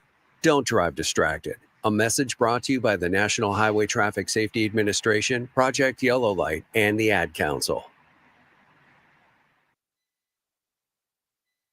The Arizona heat is brutal, but your golf game doesn't have to suffer. Swing Shift Golf Club is your air-conditioned escape, open 24/7 with top-tier simulators and zero sunscreen required. And let's be honest, no other indoor golf spot even comes close. Swing Shift is absolutely stunning. It's modern, spotless, and designed to impress. Leagues ahead of the competition. Memberships start at just $129 a month. Cool off, tee off. Only at Swing Shift Golf in Scottsdale. Join now at theswingshift.golf.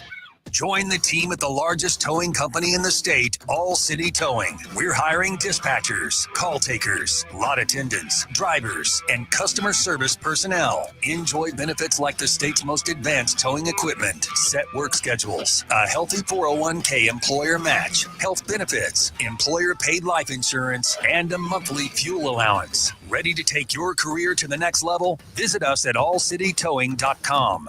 All City Towing, where your future is on the move. Twin Peaks is the best in the game. Here, the ultimate lunch lineup boasts wall-to-wall sports and scenic views. When you're hungry and in a hurry, the Scratch Kitchen delivers lunch in the clutch. I mean, where else can you order a 29-degree draft beer and a quickie combo on your lunch break? Only at Twin Peaks, the #1 sports bar. Twin Peaks Scratch Kitchen scores every time. Dig into hand-smashed burgers, chef-inspired flatbreads, and more at your local lodge.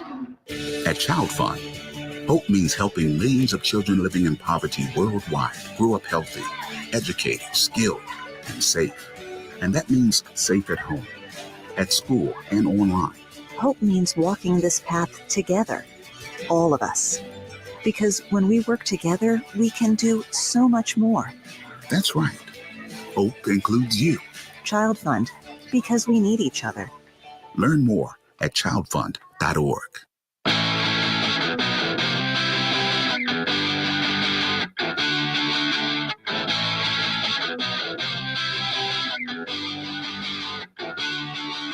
It's Friday, and the guys are live from Wright Toyota. Right on the corner, right on the price. Wright Toyota, located at 77th Street and Frank Lloyd Wright Boulevard in Scottsdale. Now back to the guys on ESPN 620. All right, always one of our favorite guests to bring on here on Roc and Manuch with Jimmy B. He's in the College Football Hall of Fame, Georgia head coach, Marshall as well. At Georgia, he was the first coach to take them to 4 consecutive bowl victories. Does lots of media out there on the East Coast. And Coach Manuch when he was just a little pup. That's Jim Donnan. Coach Roc, along with Manuch, how are you, my friend? You ready for some football? Yeah, hey, you guys know where to relocate, man. That's pretty impressive. They got Toyota out there, and my best friend's a big Toyota dealership, so you must have moved up for them to have you on a remote out there. Yeah, I think we're doing our thing here, Coach. Speaking of like things that move, like I read somewhere, and I'm surprised you've been coming on our show for so many years, and I never knew about this motivational moment that you had back. I think it was 1997, where you drove a steamroller into practice, and you told your players that they'd have to decide whether they're going to be the steamroller or the pavement, and then you end up winning 47-0. Where did you get that idea? Well, I'm not the great motivator that sounds like, but every year you got to have some kind of a statement before the season started, and we didn't do very well the first year, and we were trying to make the transition, and I basically told our team early in the year, before practice started in the fall, it's time for us to show up. We're either going to be the steamroller or the pavement, and that was it. But we were playing like our 4th game against a good Mississippi State team coached by Jackie Sherrill. And I was walking over to the dining hall, and they were repairing the parking lot there. And this guy was out there on a steamroller.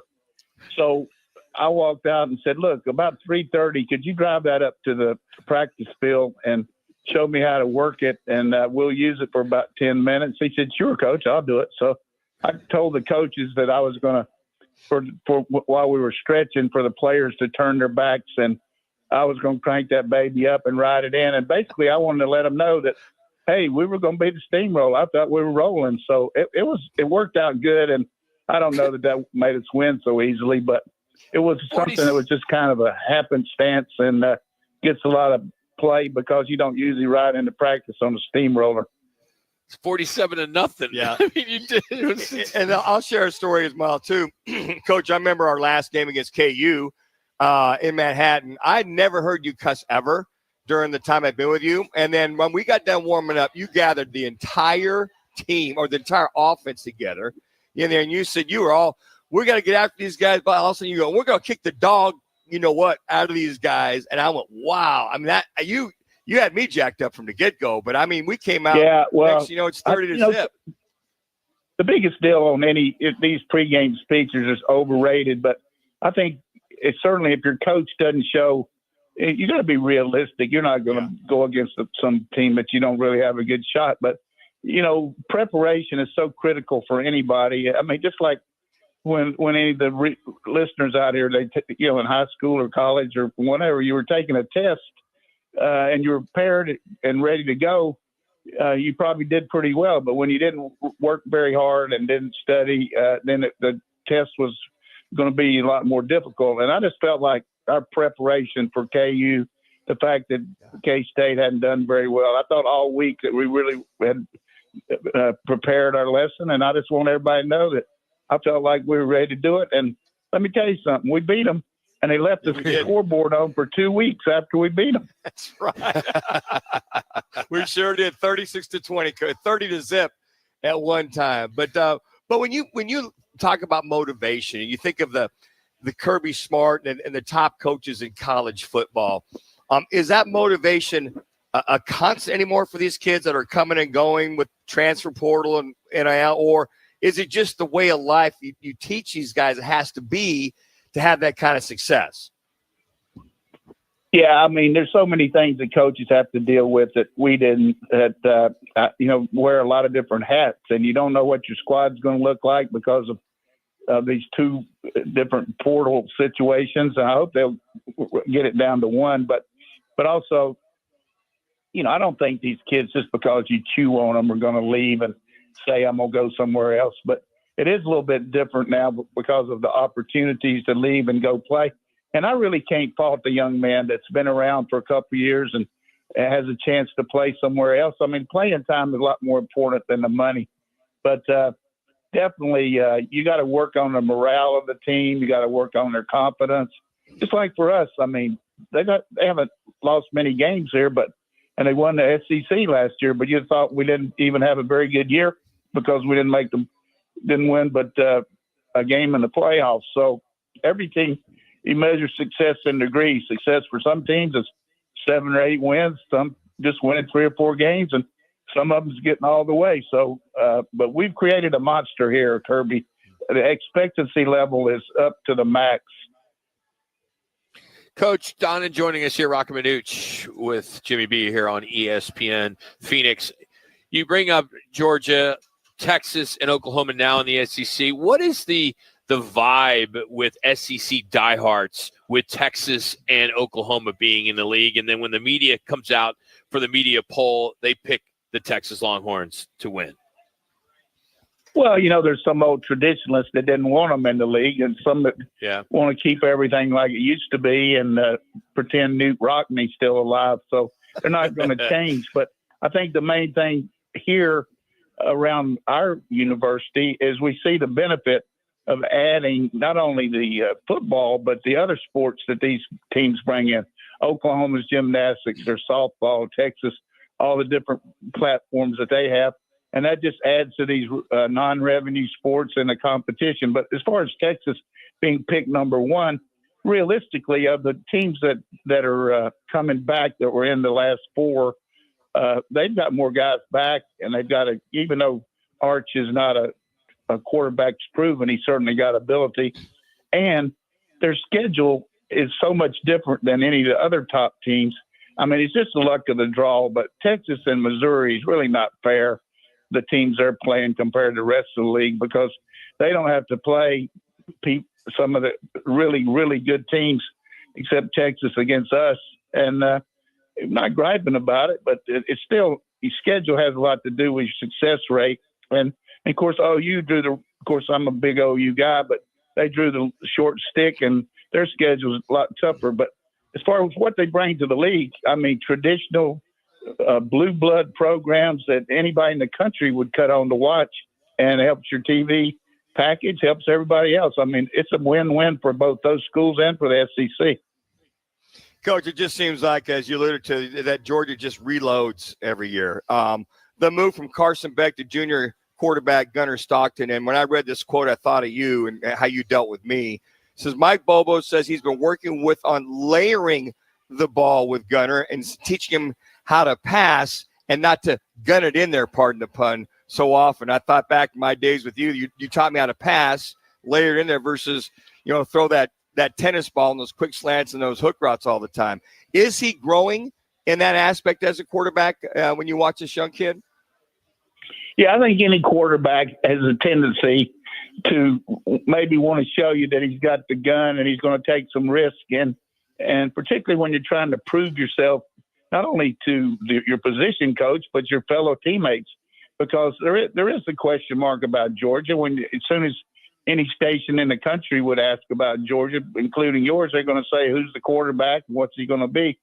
So, but he grew up wanting to be the Georgia quarterback. His dad was a high school coach here. His dad was a good player in college. He's always wanted to be the guy. And, most states, the young men grow up wearing those hats to class and wanting to be the guy at their school.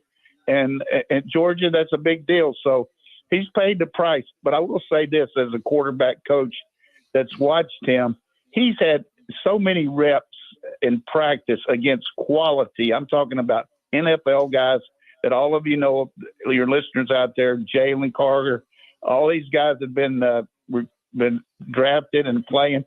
He's been a scout team quarterback against them. He's had we have an inordinate amount of reps because we have a lot of depth. So he gets to go a lot in practice that some teams maybe aren't training quite as many guys. And he's prepared as far as preparation and knowing what to do. He's just got to do it when the band's playing. Coach, I look at Georgia. I mean, you open up against, it's got to be kind of tough when you open up against Marshall. You've coached at both. But when you look ahead, Tennessee in the third week, Alabama in the fourth week, it doesn't get easy, as this looks like a heck of a schedule. And Texas is waiting for you in mid-November. Outside of Georgia and Texas, who else in the league are you pretty concerned about? Yeah, I'm concerned about, the way you saw all these upsets last year. But watch out for Marshall from this perspective, and then we'll get to it. They've got 60 transfers, so how do you know what they're going to do? A whole new coaching staff, a new head coaching staff. So your first game is kind of a crapshoot in your preparation. So they're going to have to be really on point there to adjust. So I don't think this game is going to be quite as easy as it might have been just because the unknown. But as far as the rest of the league, a team that gets my attention that really is under the gun because they've started out so poorly every year with a loss is LSU. And the expectancy level there is always high, like you guys know. But they do have a veteran quarterback in Garrett Nussmeier, some really talented receivers, and hopefully, I'm not pulling for them, but hopefully their defense is going to start playing good enough where they don't always have to play from behind. And when you're playing from behind, and Manuch will tell you this, everybody, you're always maybe taking a few more risks, and as compared, your defense can play a lot better when they can run their packages. But I think LSU is a team that scares me. Another one, because of the quarterback, is South Carolina. They came on really strong last year. You realize that the last two times they've gone into Death Valley and played at Clemson, they've beaten Dabo Swinney's team. And when you can win the state championship of South Carolina in that small state, boy, that is big for your recruiting and everything else. But they got a quarterback in Lenora Sellers who's a big, strong, physical guy that looks like Cam Newton. He can run with the ball. He can throw. He makes good decisions, and he gives them a chance. I'm worried a little bit about some of their defensive guys they've lost, but I think they're a team too that could be a surprise team. And you could say that about everybody else, but hopefully Oklahoma, I'm pulling for them because my whole family lives out there, and I'd like to see them make a turnaround too. Coach, always a pleasure to have you on. We will be tracking you down during the season, but always a pleasure. Always great to catch up. And as I always say, thank you so much for moving me along to where I'm at today. I really appreciate it. Hey, Coach, it's always good to talk to you guys, and I just want to know one thing. Has Brock Purdy given you any money since he signed that contract?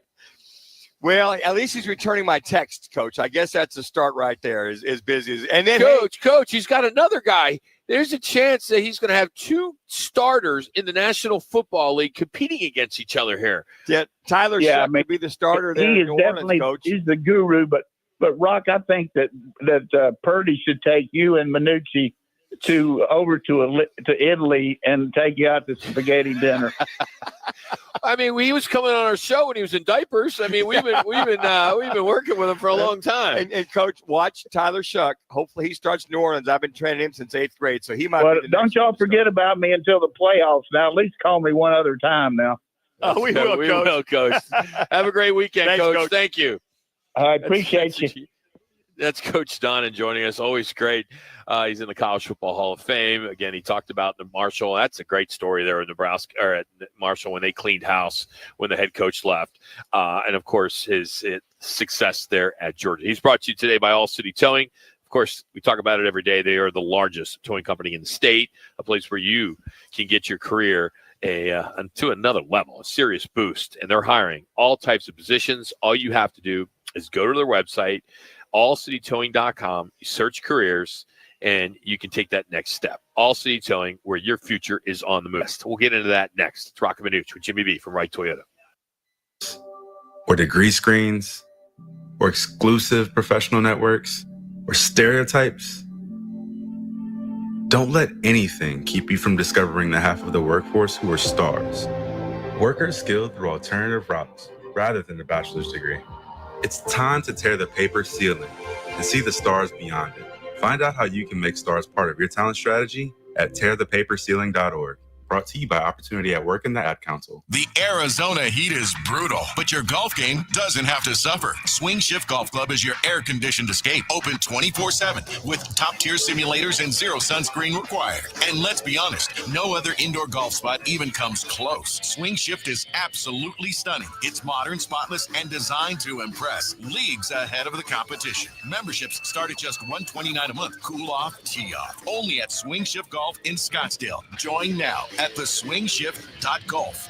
Join the team at the largest towing company in the state, All City Towing. We're hiring dispatchers, call takers, lot attendants, drivers, and customer service personnel. Enjoy benefits like the state's most advanced towing equipment, set work schedules, a healthy 401k employer match, health benefits, employer paid life insurance, and a monthly fuel allowance. Ready to take your career to the next level? Visit us at allcitytowing.com. All City Towing, where your future is on the move. Twin Peaks is the best in the game. Here, the ultimate lunch lineup boasts wall-to-wall sports and scenic views. When you're hungry and in a hurry, the Scratch Kitchen delivers lunch in the clutch. I mean, where else can you order a 29-degree draft beer and a quickie combo on your lunch break? Only at Twin Peaks, the #1 sports bar. Twin Peaks Scratch Kitchen scores every time. Dig into hand-smashed burgers, chef-inspired flatbreads, and more at your local lodge. At Child Fund, hope means helping millions of children living in poverty worldwide grow up healthy, educated, skilled, and safe. And that means safe at home, at school, and online. Hope means walking this path together, all of us. Because when we work together, we can do so much more. That's right. Hope includes you. Child Fund, because we need each other. Learn more at childfund.org. Mommy, can I sit in the front seat just this one time? Please, please, please. No, not yet. But why? Because I love you, and you're just not ready yet. Now, get in the back so I can get you in your car seat, please. Putting your kids in the right seat for their age and size is an act of love. Check that your kids are in the right seat at NHTSA.gov/the right seat. Love protects. A message from NHTSA and the Ad Council.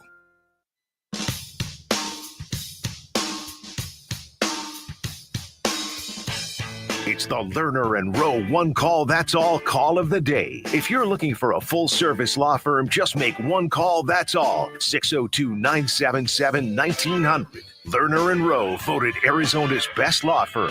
Yeah, we're going to get it because he's the best of the best. So the guys are excited. I'm excited. You know what I mean? You want to, you're doing it. One of the reasons is you want to play different people and you want to play, who you're going to be playing in the season. And that's what we're going to get on Saturday night. So that'd be good for us. That's JG. Got some starters going tonight, huh? Got to have some friction going tomorrow night, Rock. The theme of friction. Let it keep coming. Going to play the starters. I imagine the only one that probably won't play, I'd love to see him play, is probably James Conner. He might be the only one, but I think with Trey Benson, they want to see a lot of snaps out of him. DeMarcado, DJ Dallas. I think they've got plenty of running backs to go around in that room, but I think Benson's going to be the kind of guy I feel you're going to want to feature. You want to feature the passing game a little bit tomorrow night, get a few throws toward Marv Jr., Trey McBride involved, and Michael Wilson seems to be okay from that little concussion he had, concussion he had last week. So, yeah, let him go 2 or 3 series. Let him go, see what they do. Matter of fact, it looks as though. Oh, breaking news. Bad news. Oh, yeah? What? Suns aren't playing on Christmas. No, say it ain't so. Oh, they played last year. Yeah, they did. Oh, they just came out. Cavs, Knicks, Spurs, Thunder, Rockets, Lakers, Mavs, Warriors, and then Timberwolves, Nuggets. Where's the juice for the Suns? There's no juice. Man. There's no juice. Last year, remember, it was pretty embarrassing, though. Was the Nuggets? Yeah. The Nuggets and Suns on Christmas. Remember they had like 3 NFL games and 3 NBA games that year. It seemed like NBA the entire morning, and then it got handed off to the NFL for, I don't know, was it 2 or 3 games as I recollect. It was sports nirvana on Christmas Day last year. And the Suns, they hosted Denver. Mm-hmm. They won by 10. At the time, they were 15-14.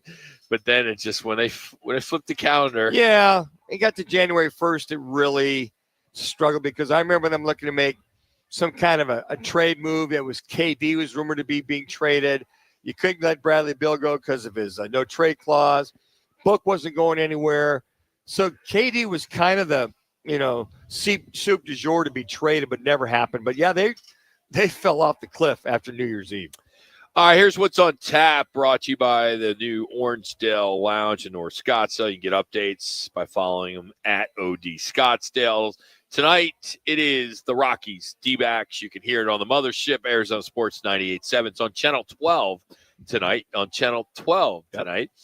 Tomorrow, the D-backs will host Game 2 of the series, 5:10. It'll be heard here on ESPN 620, 98.7 FM, HD-2, and, of course, on the Arizona Sports app, and on Cox 34. And 5 o'clock, it's the Chiefs in town to face the Cardinals, Arizona Sports 98.7, and it'll be on 3 TV, Arizona Family Sports. And then Sunday, Rockies, Diamondbacks, early one. Oh, it's on CBS 5. I'm sorry. Our site said Arizona Family 3 TV. All right, so it's CBS 5. Apologize. Same company. Same thing. Arizona Family.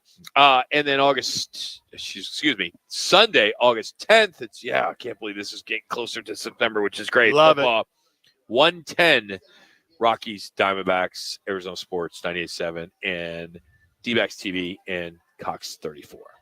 So there you have it. What's on tap? But great to hear from Jim Donnan. If you were listening earlier, we were getting ready to go with James Jones. We missed him, so we wanted to replay the Coach Donnan interview because he's just such a good guy, and to talk about the SEC, Georgia. But he mentioned Marshall. Yeah. And I'm anxious to see a complete 180. 60 players are new players from the portal. They had the mass exodus last year when that coach quit and left. A lot of players, I don't know where he went. A lot of followed him. They left the program, and they were stranded with a lack of players. That they maybe 35 players were left. So they got 60 brand new players, and the majority of them from the portal. When it was Charles Huff, he went to Southern Miss. 50 players entered the transfer portal. 24 joined Huff at Southern Miss. I mean, and it was the starting quarterback. It was the top rushing guys. It was the offensive line, the defensive line. I mean, it was everybody. So Tony Gibson takes over. Their OC is Rod Smith, and their defense coordinator is Shannon Morrison. So, this team was 10-3, 7-1 in their conference last year under Huff. But, man, what a rebuild. Huge rebuild. There's no retooling this one. No, it's a total rebuild. The other thing that's interesting about, you asked him about Texas and them coming to the conference, OU and Texas coming to the SEC. And it was interesting because it seemed like Coach Donnan kind of tempered, said, look, he kind of hinted they didn't realize the competition of the SEC week in and week out. He also hinted that Texas got a little bit easier schedule than Georgia does. But, yeah, you get to an SEC conference, Oklahoma's the one that's really got to scramble. Venables there at Oklahoma's got to scramble to try to get that team back on track, back to national contention. On Monday, we'll be at the ESPN 620 studios. We'll recap the Cardinals and Chiefs preseason game 1. Break it down, baby. We'll also hopefully talk about a Rocky loss. You want to see a D-back sweep. D-back sweep. But then again, first round pick. We're going to start that narrative. 7 out of the next 10 games are with the Rockies. I think at least 7 of those 10. For CC, for Matt, for Jimmy B, and for Manuch and Rock and our friends here at Right to It. Have a great weekend. We'll see you back here Monday at 1. Let's go. You're still glowing, flirting,